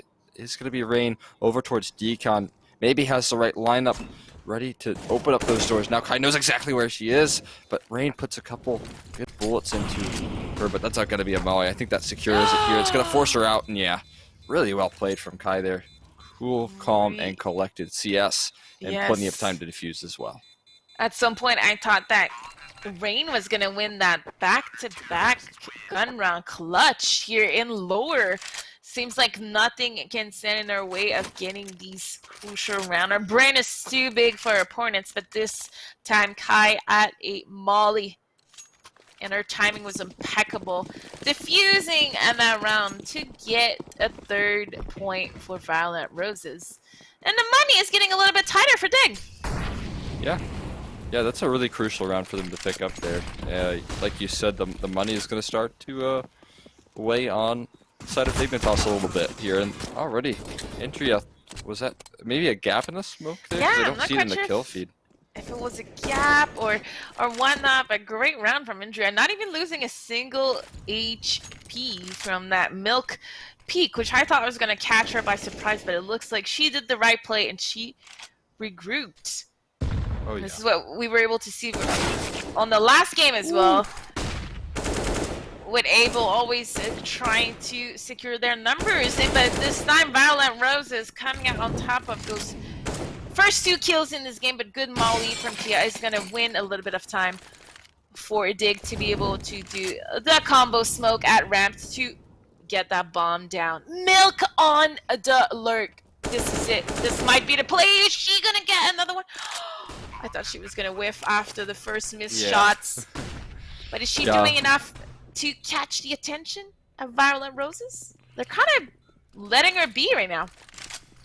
Yeah, she might be the thorn in the side of Violet Roses here. Oh, that is such a nice kill from Thea and Rain to open things up. There's Kai in another clutch situation, and she's able to pull off a couple nice 1v1s, but I mean 1v3 is a little bit too much to ask of her, and Dignitas, they respond quickly back with another round, and it's just kind of a disastrous situation in terms of Violet Rose's economy here. They've got nothing to really invest in, and I'm just waiting for that sweet moment until that auto shot is bought. Might not see it this game, but it is always that back pocket pick, and Nocturne is ready to push outside here. She's able to find a kill, and she does in fact do so on to Emulate, but luckily T. Connor strikes from above, and the Molly actually burns her down as well. So now it just leaves Andrea. She does have an AK, but not many options here in terms of chances, but maybe able to open things up towards outside. Instead, T. Connors comes out on top, and it was very important that he did that, because if he drops there, it could be looking a lot more interesting for the side of Violet Roses in that round. Yeah, and Nocturne getting her first kill here. And what I'm looking for is maybe we could see an assist, so she can be 1,111 on the scoreboard. I would love to see that, because she's currently standing at 11 death. And if we now see Dig on a push here, I don't know if Andrea is getting all that intel, but it doesn't look like they're going to go towards lower. They're at this time crushing that lobby with Andrea going down one way with Giraffe with the perfect positioning, getting kills in change with NTS up in Evan, and what a hold from a Giraffe and NTS. Wow, that could have went in a downward spiral so fast after Andrea went down, but Giraffe said, "Not on my turf." Yeah, Giraffe was playing that perfectly. That was a very well-controlled spray, and that was the key to win Violent Roses that round. And they do it with quite a bit alive, so starting to build that economy, which is kind of that key factor for that CT side. They have really yet to do it so far, and I think a lot of that is showing in terms of how the rounds have played out. They've been forced into so many double saves in this half that they really have struggled, and already you see Dignitas, surprisingly enough, winning that first half here. Nocturne, so close to hitting that shot outside here, but instead it's Sky to open things up onto the kill towards Rain here. Milky Milk next at bat towards that Mini, ready to peek in, try and find a couple of kills. Spots one player towards Heaven, taking the spray forward, can't quite connect, and I mean, this is all over the place. You've got so many T's as they are ready to enter in the ramp room, and T. Connor's able to find that kill. And this is going to really spread the defense thin here for the side of Violent Roses. And Nocturne is already in lower, but Dig gets smoked out, so we don't quite know on Violent Roses where Dig is going, and this is where you see the over-rotate almost costing NTS's life, but Giraffe once again is showing he's here to play, getting the double on Milk and those shots seemed amazing. We were not in her eyes, but god damn it, I thought she was gonna lose both battle, but she's coming out on top, securing that bomb site, and Emily is gonna plant, but there's someone right behind the pillar. And just getting the double. What a weird situation. I think they had no choice though. I think the clock was ticking. Oh yeah, the time pressure was starting to mount against them, and so I mean there wasn't enough cover for Emulate to plant that bomb, and all in all they drop it. But man, that was a really good round there from Giraffe. That was just unbelievable, that double kill towards lobby. She's just ready for everything right now, and so far I mean she's kind of been that key for Violet Roses. We've talked about MVPs before, and I think that if Violet Roses is able to come out on top, you've got to keep her in mind here. As this time it's going to be Kai. I think this is every player that likes stats' dream here. She's got an opportunity to kill so many players. So much damage done though. Look at all the damage she did post-death, which is kind of insane. But she got caught with her pants down because she had the molly out. But NTS with the big flank, getting 3k here. Really pulling a case of at least the MVP of that round for Violent Roses, and it's leaving Tia and Milk with a Deagle and M4 in hand. So it's not over. This is a 2 versus 3. Oh my god, the teamwork on Violent Roses here on that nade, dropping Tia to 0. Yeah, it's This is what I like to see. Beautiful. Yeah, major props to Violet Roses to try and pull back this half. I mean, I was a little worried that Dignitas was starting to run away with the lead there, and then all of a sudden you got Giraffe pulling things back for the CT side here. Now it's Milky Milk in a 1v3, op posted and Nocturne starting to fire away with that op. She's starting to warm up in the server here. Definitely yes, gonna appreciate that kill there. Second kill on the board. My dream of having a perfect 1-1-11 is now gone, but it's for the better because that means Nocturne is securing more kills and showing her presence, like you mentioned. And we are now in the last round of this AF, and Nocturne feeling so confident she's gonna go onto an aggressive move towards Ram and potentially clear it all the way, as most of the players from Dig are outside trying to gather some intel and gain some ground towards T side red box. Yeah, and you know, Violent Roses is happy to give it to them. Yeah, that's half the map taken down, but there you go. That's a nice 1-for-1 trade. That's exactly what Dignitas is looking for there. Immediately able to quickly respond, and this is going to be a B site taken quite quickly. So the Draftley and NTS ready to hold things down, and they do exactly that. Once again, Draftley's multi-kill potential is showing up, and it leaves Rain 1-on-4. This is looking like an 8-7 half is going to come here shortly. Can Draftley find herself another kill? She finishes it off with a beautiful 3K, ending the half on, I mean, 18 and I'm sorry, 14 and 10, but still a stellar half from her.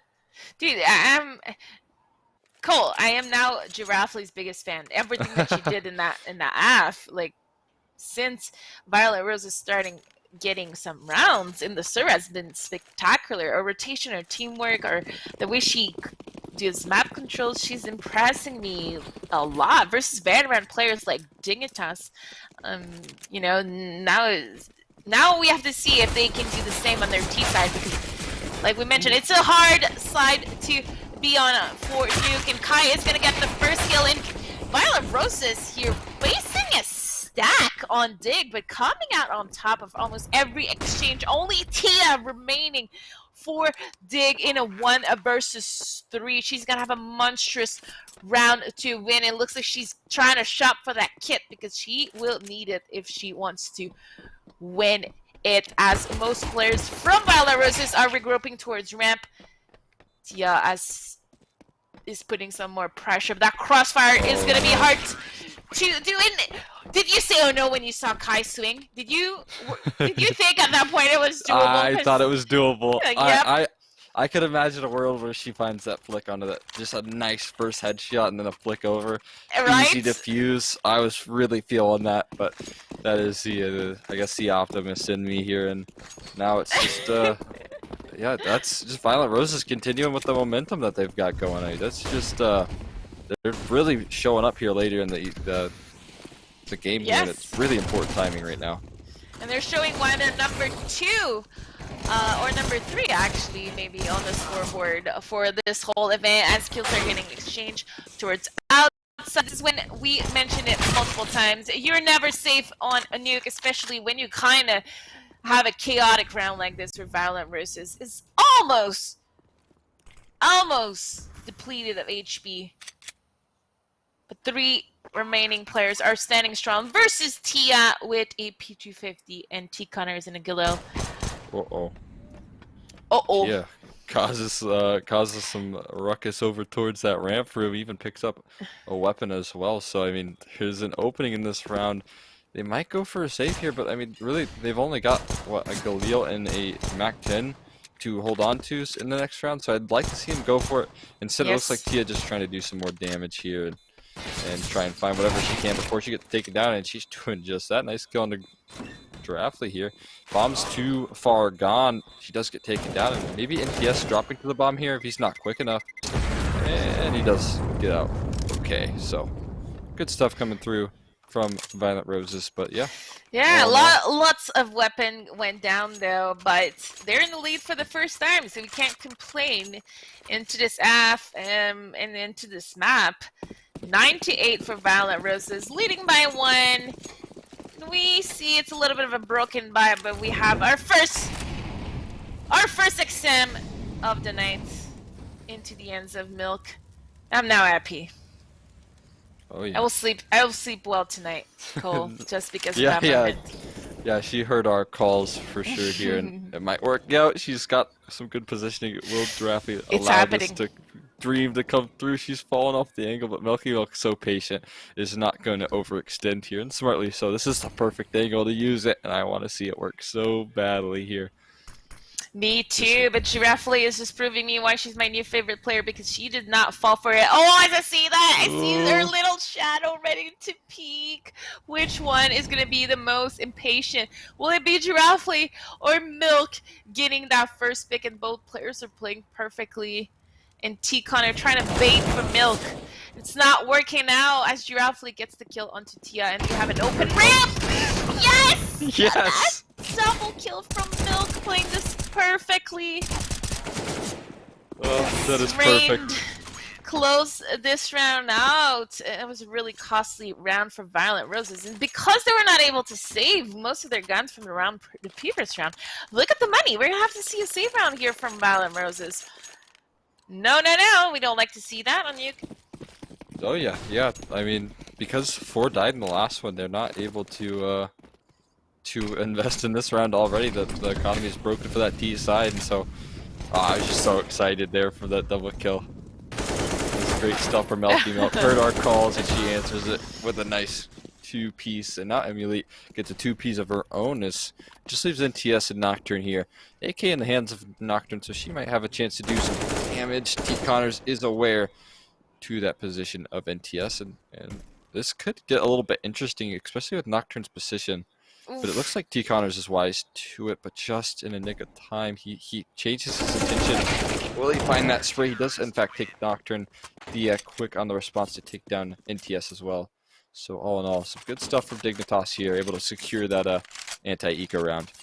Oh, it was a little bit scary. Lots of damage though done to Dig, but it wasn't enough to completely hurt their economy. I wish we would have seen another kill here to hurt even more, but doesn't matter. Violent Roses is on the buy here. Only 1 SMGs. The rest are pretty decent, but look at the utility. There's nothing on Violent Roses' side. No one has anything remaining already. That huge gap in that wall of smoke is allowing Rain to get the first look. A good trade here from Andra. It could have been a disastrous situation, and Violent Roses is getting away with it. Oh yeah. Oh no, Nocturne, don't stand at that volley. She almost gets taken down. Yeah, gonna have a shooting range here, able to find herself 2 kills on Andrea. Nocturne going for a 3rd. Finally, Draftly able to shut that one down, and NTS as well, responding with 2. This is definitely the 2 players you want alive for Violent Roses. We're talking about a clutch situation, but oh, NTS falls a little bit short. Now Draftly spots the first, but can't find T Connors fast enough, and so Dignitas secure themselves on the 11th round here, and once again the money is shot for Violent Roses.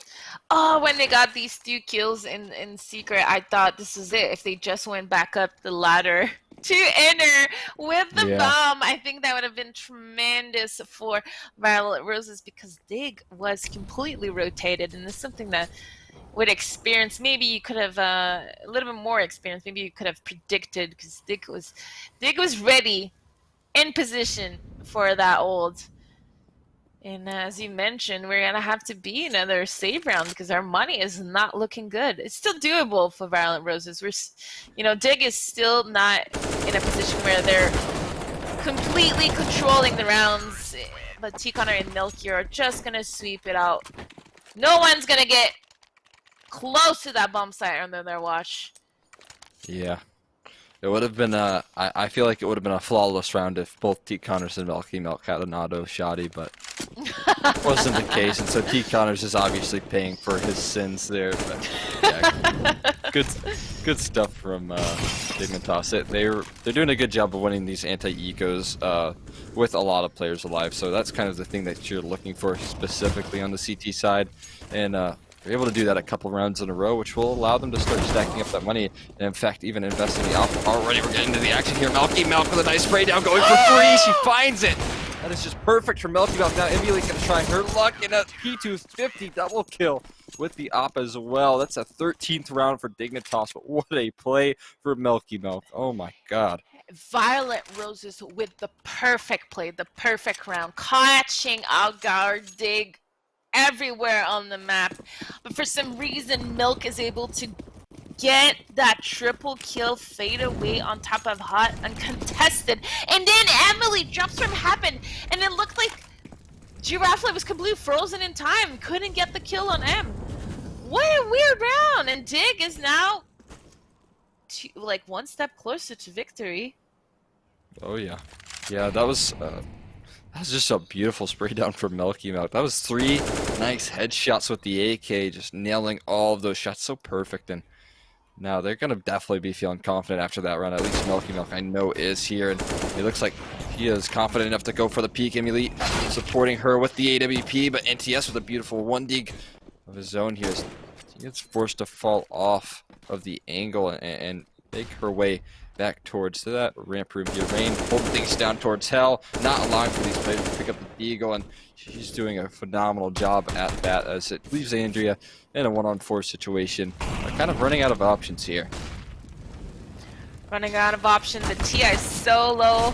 Couldn't hurt to get an extra kill, but she's going to play itself, and Milk is going to be the one getting the drop on Andrea. 14-9. Dig in the lead, trying to close this game as fast as they can. I don't believe that they won. Violet Roses was able to win a lot of rounds in a row in the second half. They got reset once. They got reset at least twice, if I'm not mistaken, Cole. Yeah, I feel like it's a story of Violet Rose's life right now. They're just forced into double saves every time that they start. Finally, they pick up a little bit of momentum just when you think they're able to come back, and then it's Dignitas just to shut down their hopes and dreams. And they're doing a really good job of keeping Dignitas close here. And oh, that's a nice opening from Nocturne. Very nice. Able to find that shot on the Emulate, finally able to shut down that player. That's a player that's caused Violet Roses a lot of trouble here. Rain doing the same, and a nice double kill from Nocturne, but look at Rain's flank here. T. Connors as well, holding things down. It's just NTS in the 1-on-2, yet to get bomb, and she is aware of that flank coming through. Nice shot on the Thea, but it leaves NTS forced to try and find this bomb, maybe throw a couple smokes and fake out that Vince drop, which is so smart. I thought that was so smart, but then I think that she's planning just a little too fast for Rain to fall for it. So she knows that bomb is in her, and who's going to win that patience game? And it looks like NTS with the crazy clean round. What a play from her. I loved. Look at the scoreboard. 27 kills for NTS. Slow creeper, but steady. She's over there with the best of the best today, making so much work, doing so much work here for Violet Roses. Oh yeah, she's playing out of her mind. That's a really nuts scoreline there. 27-19. That's just so good here. And Melky Milk, she's been having herself a good game as well. This Nocturne trying to find that response here, able to dodge the flash, but not able to find player over towards Garage just yet. It will be Andrea instead to find that kill on the Rain, who's done a really good job of pulling outside here. Now T-Con is going to try his luck at fighting those players outside. And in fact, NTS once again opening things up towards ramp room. Nocturne, oh my god, wow. Are you kidding me? No scope. That was a nasty no scope there. No, it's just Melky Milk and Emulate, definitely to a couple of players that you're going to want here in this situation. Yeah, but they're giving away their position. So if you're Violet Roses, you know how many players are in A, but it looks like they still want to challenge Milk here as Andrea is kind of left all by herself. Oh. Milk with the jump, the wheel jump. There's no way she meant to do that. That's definitely a wheel thing. But that was a good kind of time win for Violet Roses. I didn't realize the bomb was lower getting planted at the point. Yeah, it was definitely a good little distraction being brought forward there from, I believe it was Andrea here. Now it's just Giraffe and NTS.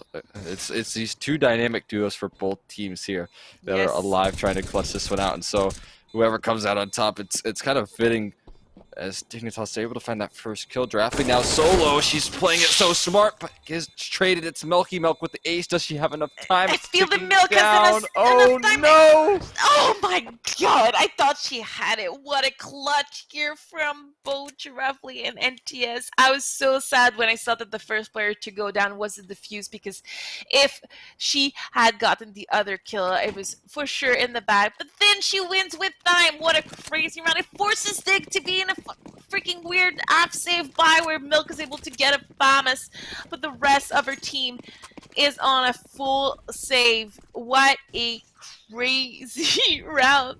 So crazy you lost your words. Yes, no doubt. Yeah, Milky Milk is. I'm definitely quickly becoming a fan of Milky Milk after that auto shot. They buy a nice little spray down, and then there that ace, she almost pulls it off. But good on Draftley to find that right target selection, as they're going to enter into a wide open B-bomb site. Rain is going to be one of those players holding things down, able to take down NTS. That's a key player out of the round here for Violent Roses, as Rain is going for more in the window, able to get herself an AK as well. Draftley able to find spots on the Milky Milk. Rain is there, but no, Draftley comes out on top. Thea is able to find that kill. It's now just Andrea left in a 2-on-1. They're kind of closing in on her position. Molly goes forward, she peeks out and gets shut down. Oh my god, Dignitas, that's a huge round to win. It shuts down all of Violent Rose's hopes and dreams. Let's look at the money here. It's in shambles for the next round, and they're going up against match point. You're never safe. You're never safe on Duke 1 FAMAS. Turn this game around. Turn this match around, as Rain with the right position, the right angle. I think she was able to get 3 kills in that rush. So although Viral Roses got to the site in a 5v5 situation, it wasn't enough to win the round. Isn't that crazy? What a nuke is crazy. I love it. Yeah. And Viral Roses, they're back against the wall here. Almost no utility. 2 mollies, 3 flashes, 1 smoke left.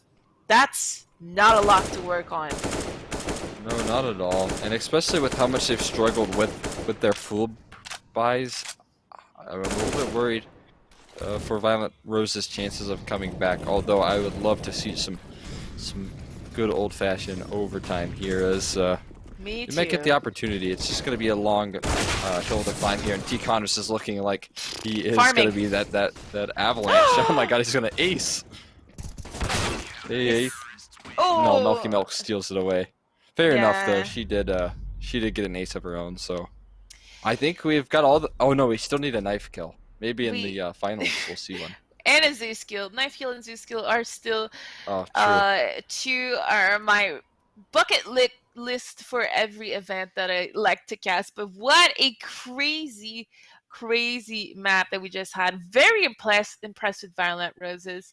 Our number 2 team on the power ranking, the rankings of every week, is going home with only 50 points this week, as they lose versus Dig in semifinal, which is gonna mean that we're gonna have a so good final here. Oh yeah.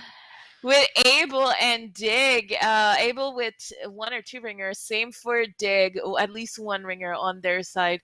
What a final we have coming up. But before we jump into that final, I just need to say how much I am impressed with Violent Roses every week.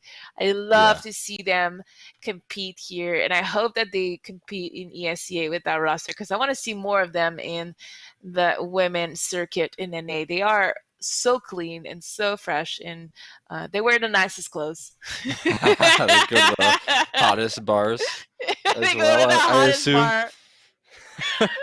And I really enjoy casting their games, because what a bunch of great women. And without waiting any longer, let's jump into one of our last break of the day before we go into this final, Able Esports versus Dignitas.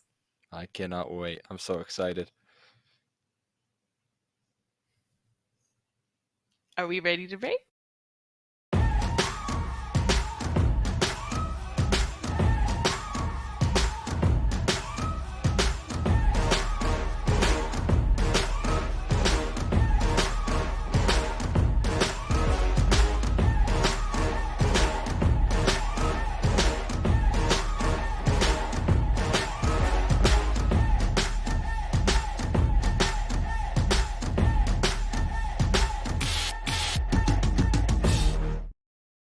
So I'm gonna hold on promoting you this quarter. Cool? Drop the taco. Get in the car. Does this Sentra feel like a compromise to you? Wait, what? The handling, it's good, right? No compromise there. Nope. Watch this. Come on, breathe, breathe, breathe. Rear automatic braking. So if this Nissan Sentra isn't going to compromise, why should you? You're right. Atta girl. The all-new Nissan Sentra with more standard safety features than any other car in its class.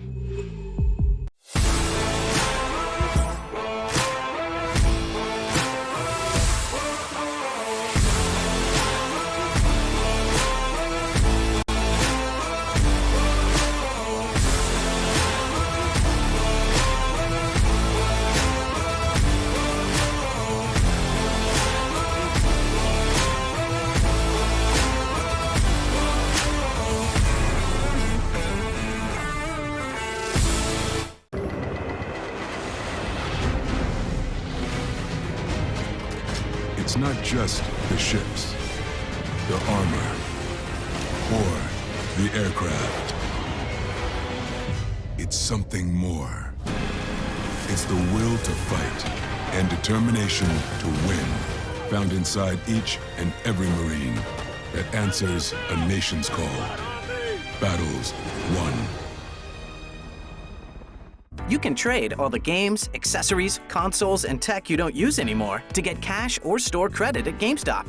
Check out the Trade Center on the GameStop app, visit GameStop.com/trade, or talk to a guest advisor at your local GameStop store to see how much your trades are worth.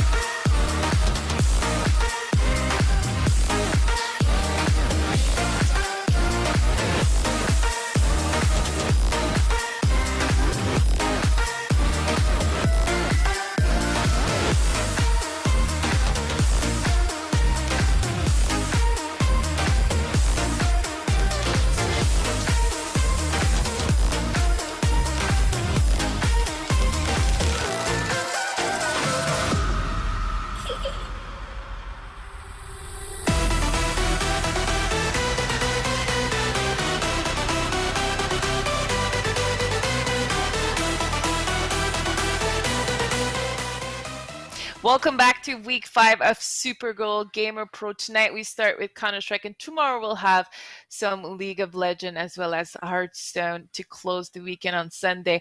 You were able to see that little Zenny commercial, Cole, right before we came back. And I need to talk about it one more time before we leave for the final, because for those who don't know anything about Zenny, it's a website where you can order over 3,000 glasses. Do you wear glasses, Coles? I do, actually, and You do? I actually have shopped online for glasses, and I hear that they have a virtual try-on, which, I mean, allows you to kind of get that feel for it. I actually used that function before on these websites, glass websites before, so having that function is so crucial to get the right style for you. Me too, and I was the type of person before that used to buy one pair of glasses every 3 years because they were so expensive. They were costing an arm and a leg. But nowadays, Zenny, you can order really affordable classes that have block protection for gaming, the blue Oh yeah. filter at an affordable price. So even if you are not necessarily interested into buying new glasses, go check out the website and you'll be impressed with all the styles that they have. I know that I have when I pick those ones, and yeah. maybe next week you'll get to see another color that I picked for this. You'll have to Gotta tune in change it next up. week. Yeah, exactly. Exactly. I hope you'll be watching, Cole. You'll be in chat. Oh yeah. I like those too. No doubt. All right, but let's go back to why we're here today. We're here to cast some Counter-Strike. Are you excited for this final? I am excited, and we're gonna be playing it on Dust 2, so we got a wide variety of maps. Dust 2, no way! I think it's the first time I cast a Dust 2 for Supergirl. I'm so excited. This is so fun. I want to see these two teams battle out on Dust 2. I want to see if Abel is as prepared as on other maps on Dust 2. I want to see how Dig is playing Dust 2. I haven't seen Dig play Dust 2 in so long. I can't recall the last time I've seen them play Dust 2. And then I'm gonna get a DM and someone is gonna tell me, oh, actually they played Dust 2 like last week in this map. But you know, to my recollection, I can't remember when I saw them play Dust 2 last. This is not a first pick for them at all. So I'm really, really excited to see that they kept it into that veto so we can get to a wonderful last game for Dust 2. But Cole, this wouldn't be possible without our other sponsors. It's not only Zenny Gaming supporting the Supergirl Gamer Pro women competing for 9 weeks. Who else do we have? Yeah, Nissan, the U.S. Air Force, GameStop, and the Marines, which are a great group of sponsors there. I just remember when I was a young little guy going to GameStop all the time, trading in my games for some good deals and buying some games that I wanted really bad. And yeah, also one of my good buddies, Reggie, of course, that you know so well, the Canadian yeah. He is a member of not the U.S. Air Force or Marines, but the Canadian, I believe. Do you know what he is? Yeah, I think he's on the. I don't know. Infantry? Yeah, maybe. Yeah, I think so. That would ring a bell. And you know, you know what I want to say too, to just really summarize that beautiful asset of people that are supporting God. I actually have a Nissan. My car is a Sentra. Really? So there it is. We've hit all the sponsors. Yes, I have I bought my first car 2 years ago, and I picked a Sentra Nissan, which honestly I do not regret. It's an amazing car. It's Perfect. all white. Someone told us in chat that it's actually ex-infantry because he's joining the police pretty soon. But I do believe that he's currently in transitions and not sure which role he's at. Is he already in police? Is he still in infantry? We don't know. We'll have a mystery. We'll have Find to out get next him. week. Yeah, exactly. But we know tonight that's why he's not here. He's currently working. That's why Cole is joining us. It was a lot of fun. I know this is not over because we still have a final T-cast, but I have been enjoying meeting new people every week. Because for some reason you can't seem to stick with the same two caster, but I think it's good. I think it's good variety, no doubt. It's a lot of fun. And we're all getting to know these chairs. Yeah. We're all getting to know these women players too, and we're all starting to have our favorites. So there's actually no bias, I would like to say, when we do those, and I'm super excited to see new faces, newcomers, and especially get some challenge from the top players in NNA, which we know is usually a kind of a duopoly. Is that a word instead of a monopoly, like a duopoly maybe? Two people at the top from Dig and Red. Yeah. From the yellow and the red corner. I like to create that word duopoly if it doesn't exist. Chat, let me know. Yeah. I mean, I know what you mean there. Yeah, those two monopolies that they got on those two teams. But again, they've kind of been getting taken to the task there. I mean, we saw a 16-14 and then a really good game just before. I think it was 16-11 if I remember correctly. But a couple of really good games, and you're definitely starting to see those. So some other teams start to rise up and challenge both Dignitas and yeah, it's good to see. It's absolutely awesome to see. And if you're joining us for the first time, as we wait for these players to connect to the server and all be ready, I'm going to answer to a question in chat, which was, what the hell is this? Well, it's pretty simple.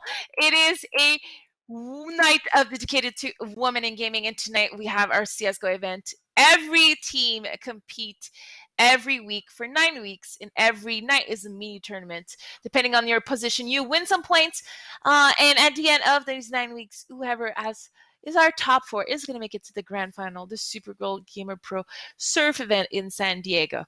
So this is what it is, chat, and I hope that that you guys are enjoying this. Cole, apparently there's a little bit of problem with your microphone. I don't think it's from your side, because I can hear you. So it might be on a production. So I don't know. I will be your translator. So, okay. Yeah, okay, Cole said. This is only funny to us because we're the only one that can hear. We have no idea. We have a monopoly on my sound, at least, so that's Can you do? some Can good you news. talk with and sign language? I learned the alphabet when I was in school, but I have since forgotten it. So I'm in the process of learning a bunch of different languages, and so I feel like they all kind of get mixed in. But I definitely want to learn sign language because it's such a cool and such an important a skill to have. It could be so versatile, you know. Oh my god! I think I just got trolled. They can hear you. Yeah.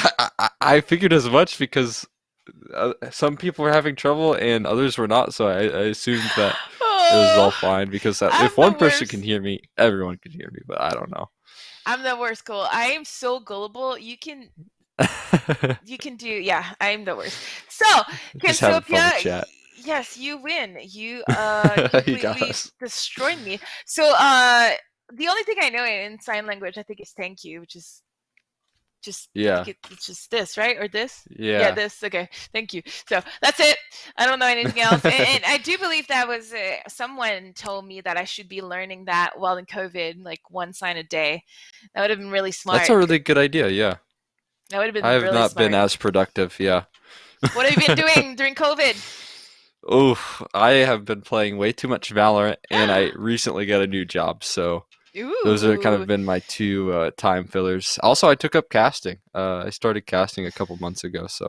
Oh, you're brand new. Oh, I had no idea. Yeah. That's awesome. And you're a barista. Yes, I am a barista. A barista. I have actually set my whole house to be a little mini barista house just because That is awesome. I'm super into making lattes and whatnot. That's awesome. And I'm kind of derailing here. Not even talking about the celebration of women in gaming. So let me fill with that question. Do you play League or Hearthstone? I play a lot of League. Me and Reggie actually have been duo queuing League like almost every night. We play together quite a bit. That's actually pretty awesome. I'm horrendous at League. Me too. Yeah, we both are. My favorite character is Lulu, though, because she says Lulu. She says this tastes like purple, and I think we it's got the this. Oh no, that's Yumi. Yeah.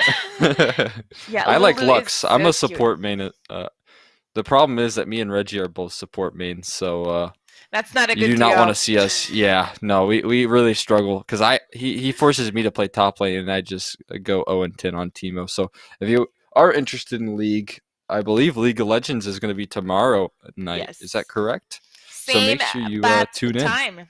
Same bat time, same bat channel for League tomorrow, and I do believe that Hearthstone is 1 hour earlier. Because the games take a little bit of more time.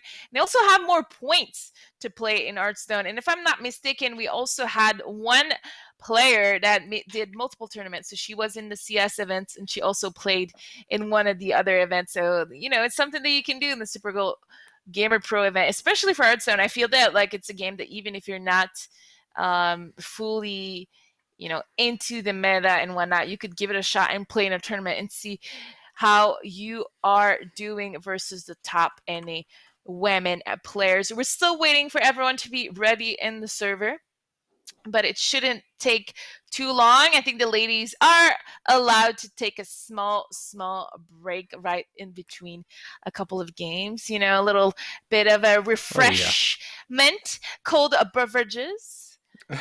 Maybe some iced coffee as well. Some iced coffee. Get but them we're almost caffeinated there. before the game. Have you ever watched Big Bang Theory? Yes, I have watched it before. So I'm not up to date. I only watched the first 4 seasons, but it was Okay. hilarious when Sheldon kept saying, "Do you want a cold or hot beverages?" when he didn't know how to be empathic, and when he was trying to have empathy and he was trying to, he didn't know what to do, and so my mom always told me to offer hot beverages when people were at feelings, and he just always offers hot beverages. That's my favorite. That's a good idea. Sheldon thing. So. You're now able to do that as a barista. Oh, there it is. We're jumping right into this game. And now fillers from the casters. That was a good time. But yeah, let's see who gets what side here. I don't think it matters all that much on just 2, though, all in all. No, actually, when you lose, sometimes you're grateful to go start the T side, so you never know. Sometimes you get T side chosen. I guess it depends on what which team is comfortable with which. We'll see what Dignitas elects to do here. What's your guess? I think Dig is gonna want to roll on Able on their T side. I think Dig is gonna pick T. T side? Ooh, I think you're right. Oh no! No, they switched. They put me wrong. I do believe it's easier to come back T side. Dust do. Yeah. So my guts is I pick CT, but I was wrong. I've been wrong all night. So one more to the count. I feel like I have too with the predictions and such, but not too much to worry about. It's all in good fun here. As it looks like we got a really interesting buy here. It's a lot of armor being brought up here for both sides. They've got only 2 flashbangs left, and I think that's going to be used for a retake here. 4 players pushing up towards Cat. T. Connors holding things down towards that ramp, able to find himself 1 kill, but it's quickly traded there. Nice shots from Kimmy coming through, and so we got ourselves a very good situation for the T side here. And TS trying to stay alive. She's so much closer than the rest of her team, but unfortunately for her, she's not able to connect on the kills. And Milk is going to be alone in a 1 versus 3. No kit in hand, but armor and 1 kill so far. She's going to have to make that count before if she wants to win. She is now at 2. The position of the CTs in spawn, of the T's in spawn is not that good. Oh, as she is looking so good to get these kills. I don't even think know she what has to say. it. Does she have time? No kit, as I mentioned. I think she does have it. Oh no, Milky Milk! Twice. So close, yeah. Twice tonight that I think she's running away with the clutch defuse, and unfortunately for her, she is not. But to be honest, it was not our round to win. And you can't ask for someone to go and win a 1v4 and be disappointed if they don't get the defuse.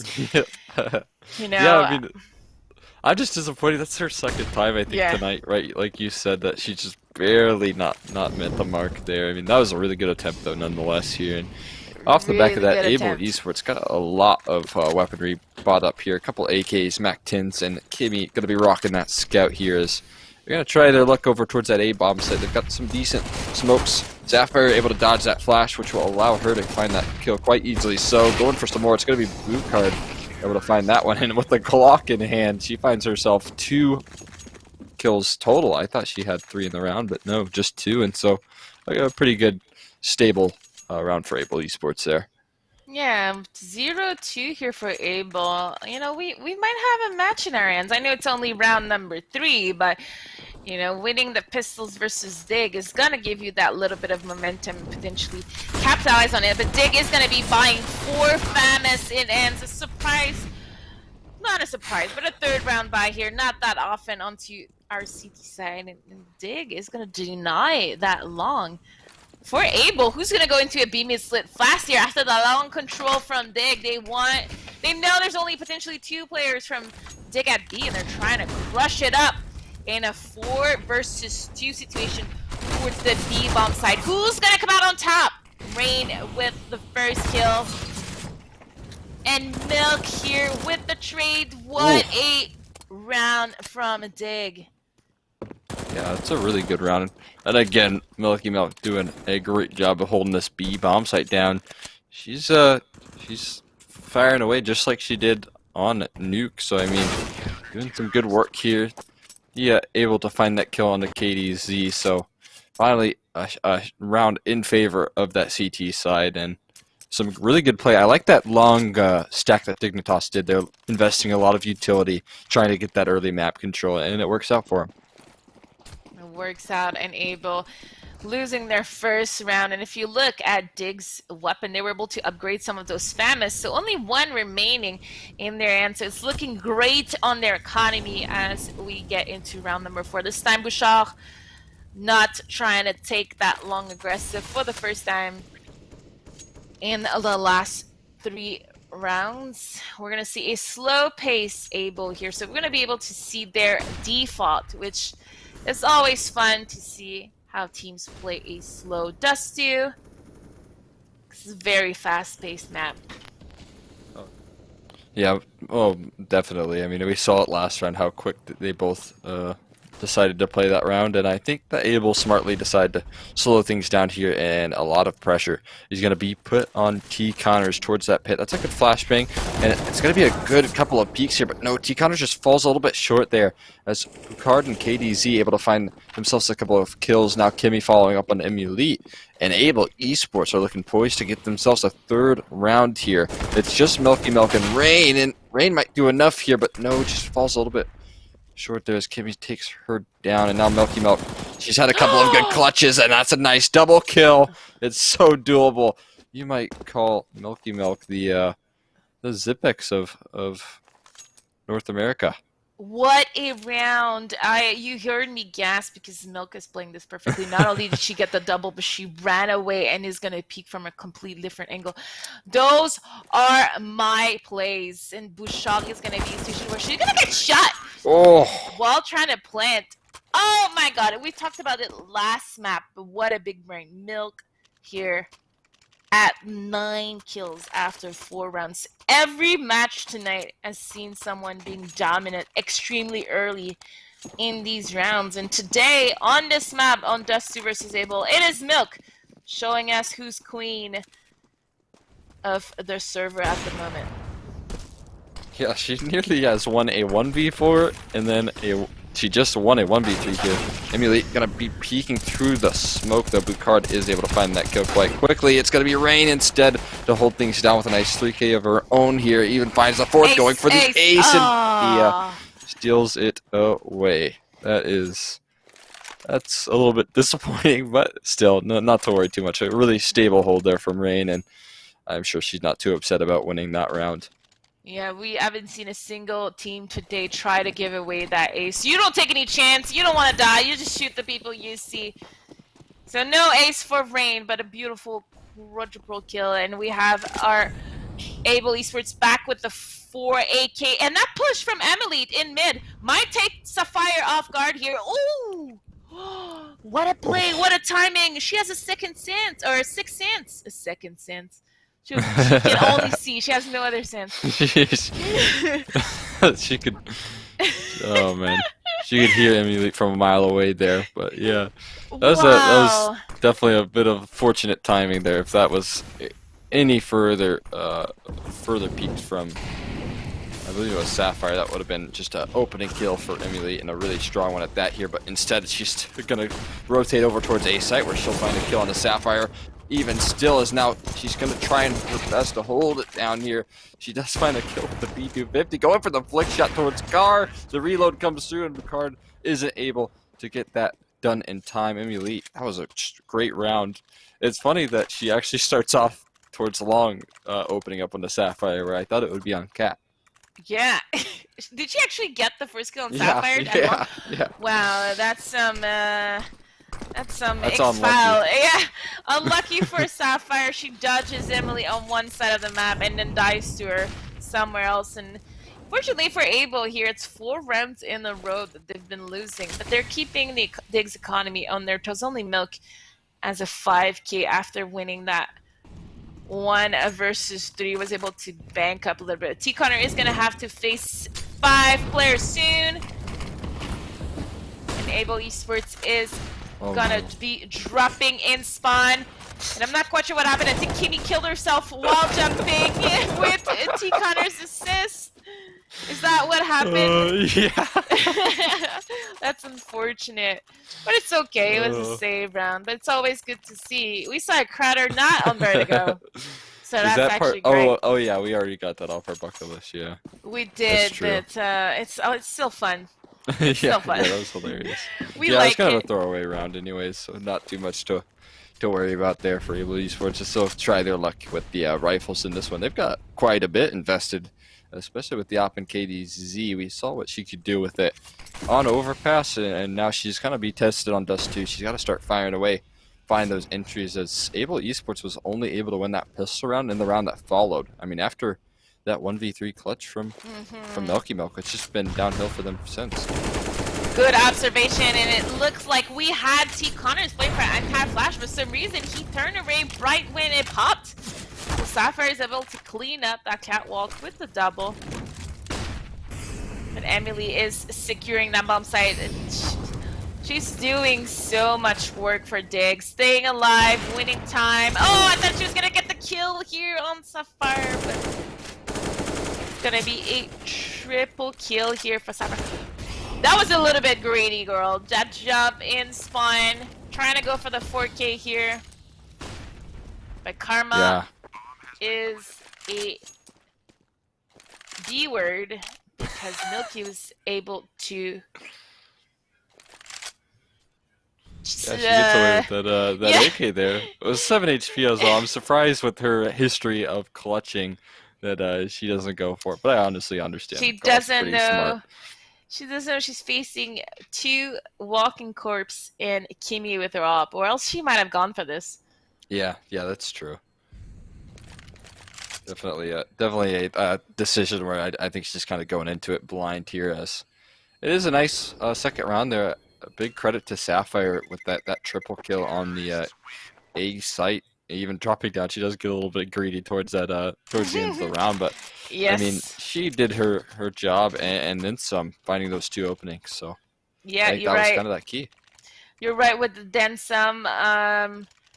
She definitely did more than enough for our team to secure that round. It's gonna be our first rounds in 5 for Able Esports, and I don't know if you've seen, but they've just completely giving Long away, and that's when they started losing. So I wonder if, you know, we could see a little bit more of Able Long presence, allowing Dig to be comfortable over at A and kind of stay alive for most of the rounds.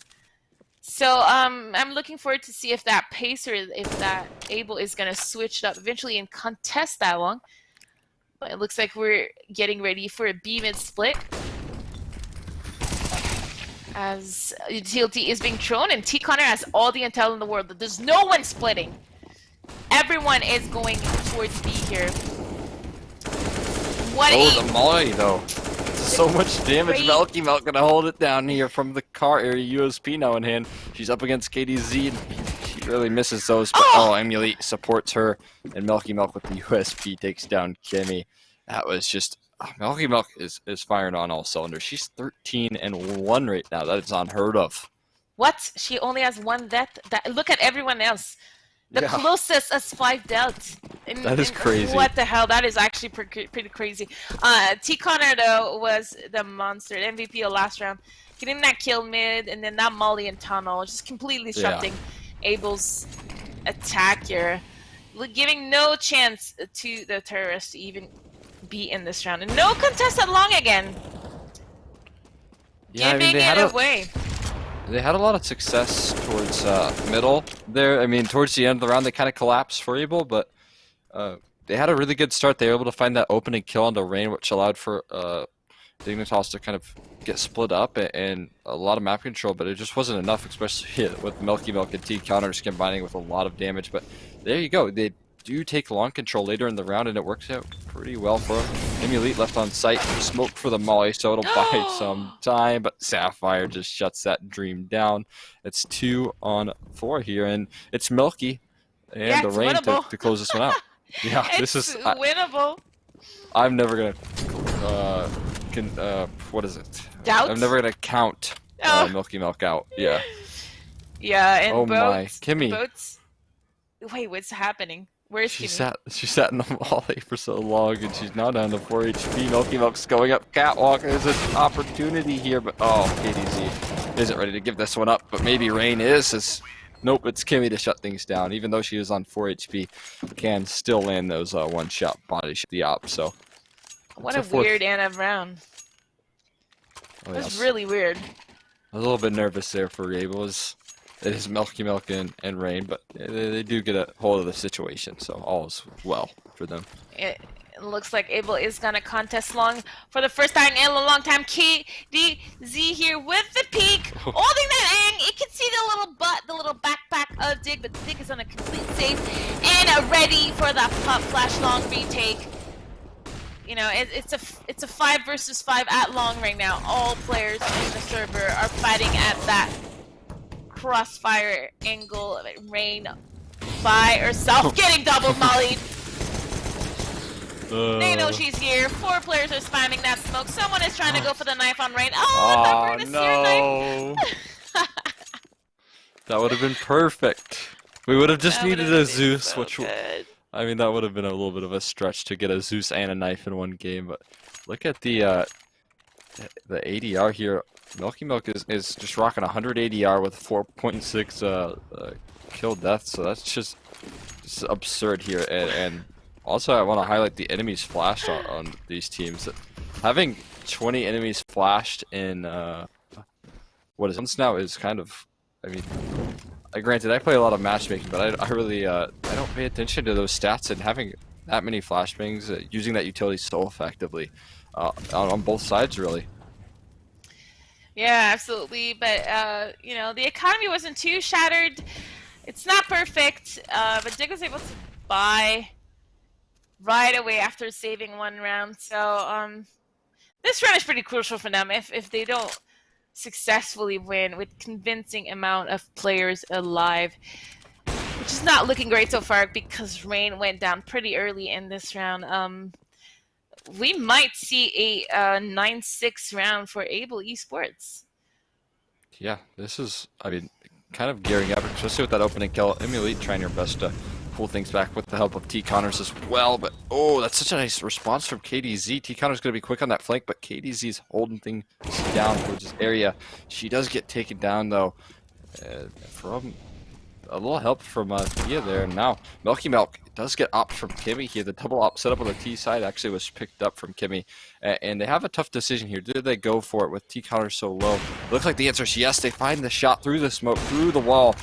Kimmy's taken down to 24 HP as T-counters does make his way up towards that bomb site here. It's planted in a default position, but there's no kits. It's been tapped. Kimmy finds a shot on the Thea. T-counters 20 HP, finds the first USP now in hand. He's got to do it quickly, though, as Sapphire is closing on his location. She's bought enough time. She even finds the kill, and things are all tied up here, 6-6.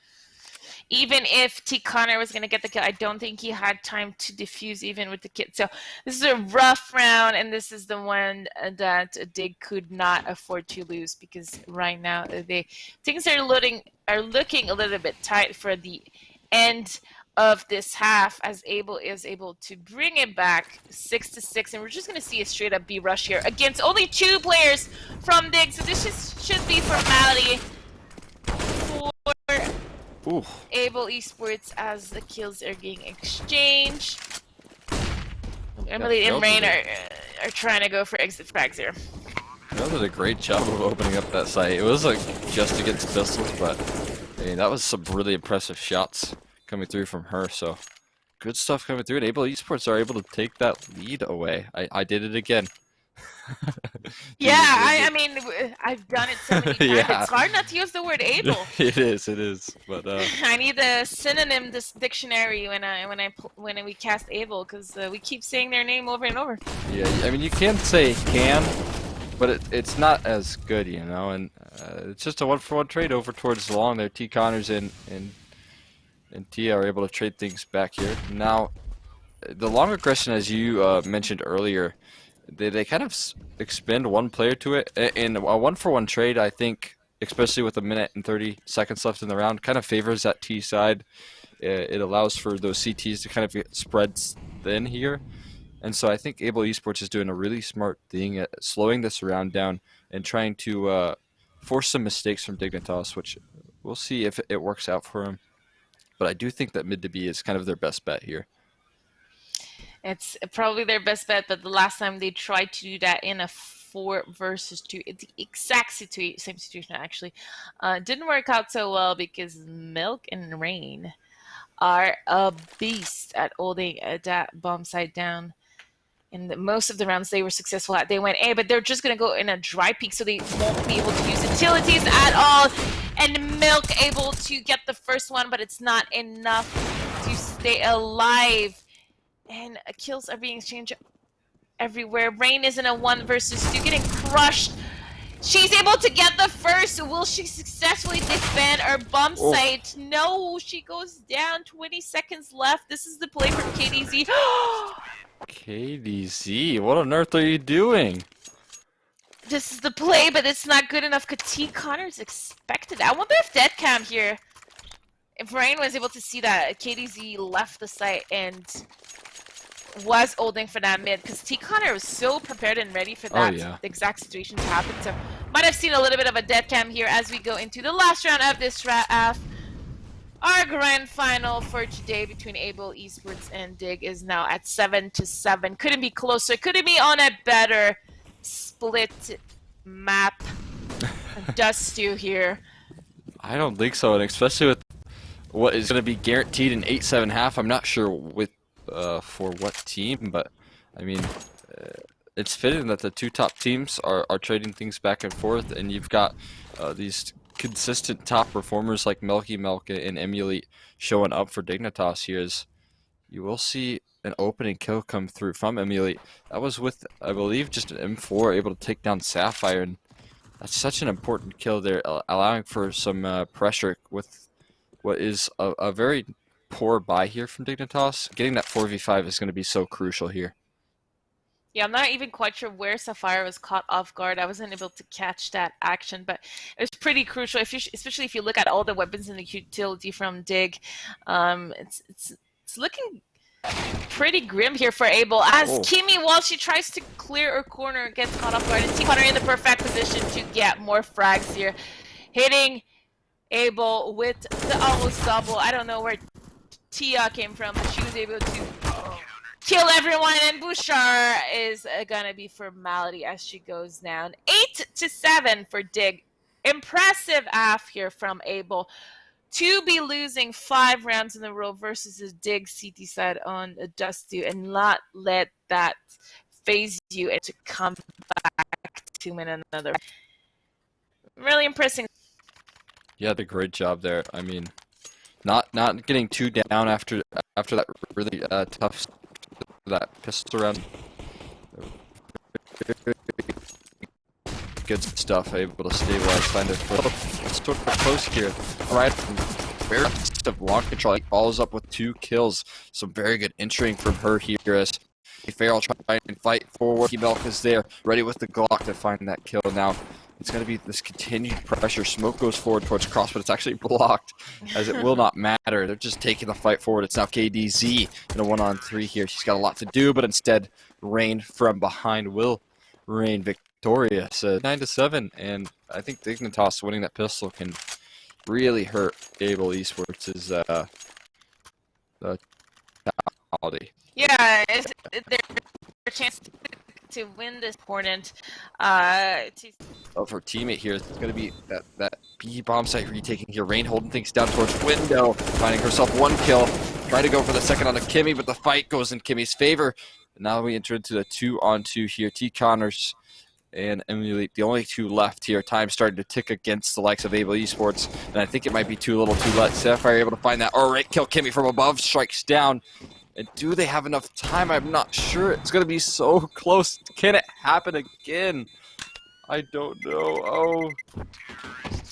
Another my round gosh. that is completely heartbreaking, and excuse me for my lack of knowledge as to what happened last round, but my game is having a lot of trouble as it keeps kind of freezing on my side on my observer camera. But one thing for sure is it all depended on how Able was able to recuperate from that lost pistol, and they showed me that their Maltal is pretty solid, as they almost brought it back to win that 4-second buy here, which, you know, it allowed Sapphire to run away with an AK, but Rain is denying that cat push, as Milk, just the Tech 9 in hands, is securing that B, all that intel that Dig needs to know, as everybody is kind of going down left and right in this round. Yeah. That was a nice little flawless round after Dignitas had won the round with all 5 dead. So good on them to kind of find their footing there in that next one and look a lot better on that anti-eco. Now, the question is, are they going to be able to show the same strength against a double op? Already KDZ able to dodge the flash and find that opening kill onto Thea here. But she does get taken down by a nice headshot from T. Connors. They even find 2 kills as well, as T. Connors is going to continue to barrel forward here, picking up a couple of smokes on his way. Emulate towards middle, but Sapphire's holding the angle, and we will not know because my game froze and your yeah, game froze. So we will have to stay with us in chat. Stay with us, chat, because we will not know what's going to happen for a couple more seconds. Usually it unfreezes pretty fast, but those entry kills from Dig are so crucial in that round. And you mentioned it, that double up that early. What a ballsy play from Able, but they've been so successful with it on the other maps. They're looking forward to be able to lock these bomb site downs with these ops. And I don't know if you're back, but I'm not yet. So yeah, I'm not either. Features have had a little bit of trouble across the games in the last couple of weeks. I don't know if you guys watch Valorant, but it's been happening as well. We're back into the next round 20. It looks like Able lost that round. We see some pistols and some flashes. And a revolver. Revolver. I don't know if people caught it on the stream, but she actually got a kill there and almost made things close in that anti.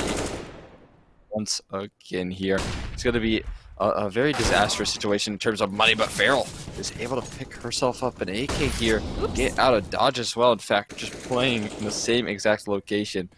Very brave stuff here. She needs to get out of that area quickly, so instead just smokes off, and very strong play coming through so far, and a very important time for Able Esports. They need to start winning some rounds here on the CT side. You got the NOA boost, though.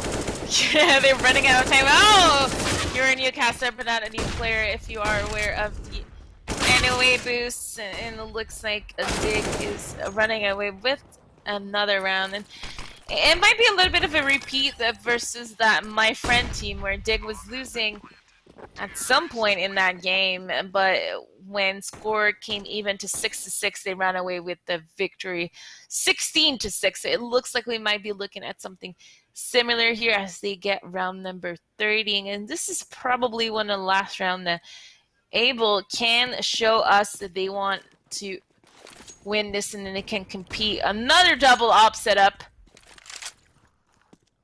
Yeah, and this time yeah, they won't be contested that long at all. Yeah, they're actually sending one of those ops towards mid, one of those towards cat, so a lot of emphasis on mid control here for that CT side, but look how good Dignitas is playing this, using their utility so well. KDZ has no opportunities to open things up. They're actually forced to extend a molly of their own, and already the mid pick comes through. Look at the setting here for Able Esports. It's just going to be one player on the B bomb site left with it all to do, and this might be way too much to ask. There is some support, but it's going to be instantly traded here. Sapphire, she has to find a lot more kills. She's found herself a first, but it's just going to be one here. Rain able to trade things out, and so far the site is taken by Dignitas here. They've got themselves a great opportunity, especially with that kill from T. Connors. KDZ forced to fall off the angle, save her AWP, and try her luck in the next round.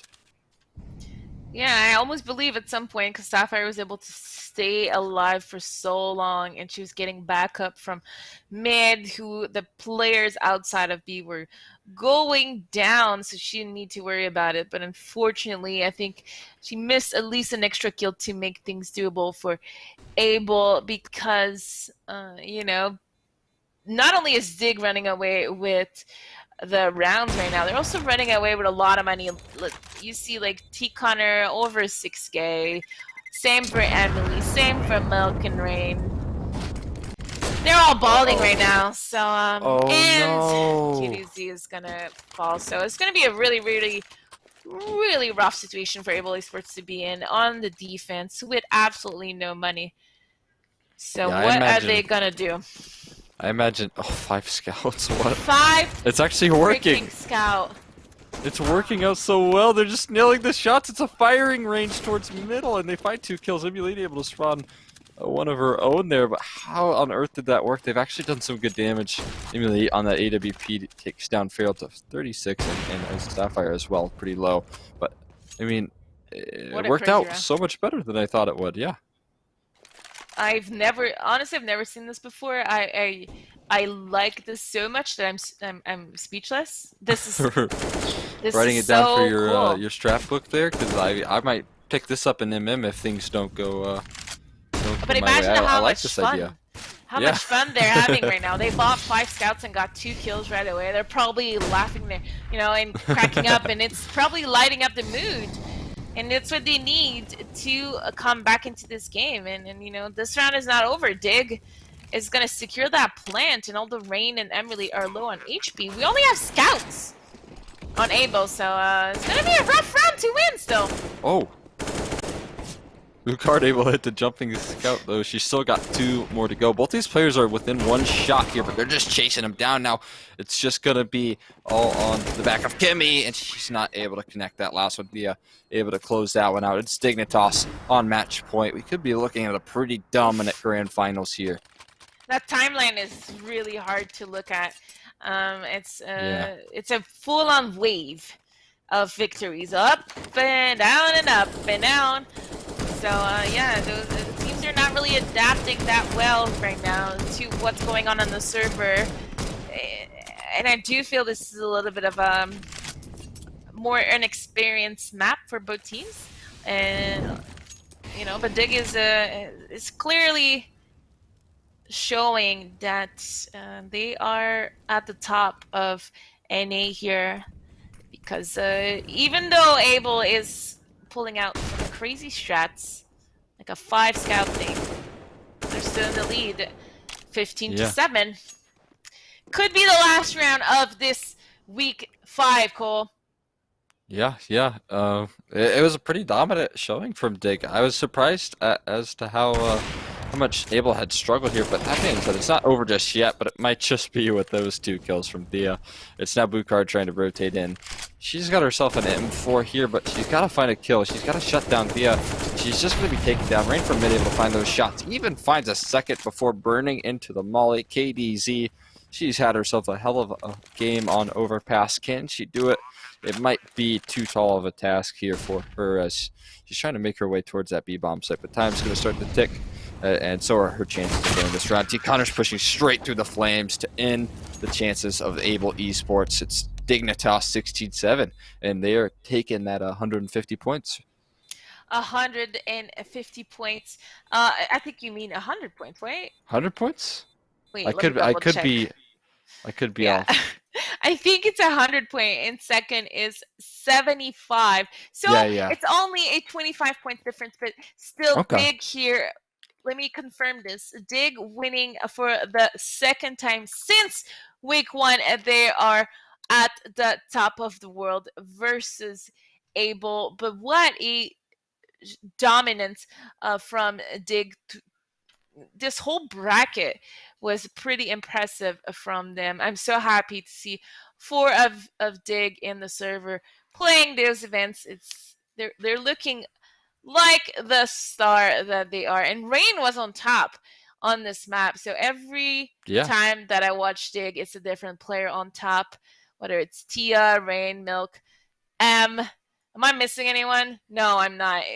Since Artstar is there was their ringer during last event. But good showing here from Abel, who's not leaving empty-handed because they receive a 75 points. So we just crowned our queen of week 5, but it's not over. We still have 4 weeks. I can count 9 minus 5. We still have 4 weeks left of Supergirl Gamer Pro, and 6 if you are watching the League of Legends and Hearthstone events, because tomorrow at the same time you can tune in to watch the League games, as well as 1 hour before on Sunday for the Hearthstone one. Who was able to support us today, Cole? Your little last stop quiz before we end this broadcast. What was the quiz? I missed the question. Okay, I did that to Reggie last week, and he did exactly the same face. I'm never doing that again. I'm never, ever doing that. I ask you, who supported the stream? We have a lot of supporters. Zinni Gaming, the most stylish blue light blocking glasses in the game. You've got a Nissan, of course. You know Nissan quite well. You've got a car by their very own, and then of course the U.S. Air Force, as well as GameStop and the Marines. So we've got a whole bunch of brilliant sponsors backing us up and supporting women in gaming, which you cannot go wrong when you do that. Absolutely. And all of this to crown our top 4 of each games to go to the Supergirl Gamer Pro final in October, if COVID allows us to regroup then. Crossing the fingers to San Diego is a great place. This was another great display of Counter-Strike. Dignitas coming out on top. Thank you to Michael Caster, Cole tonight. It was a pleasure meeting and casting with you. I still like your voice even after 4 hours of hearing it in my ears. It was a blast. Really suiting. Thank you so much to the production, as well as all the players and the fans in chat supporting the players. We will see you tomorrow for another Supergirl Gamer Pro, this time at League of Legends Week 5. Bye. Goodbye.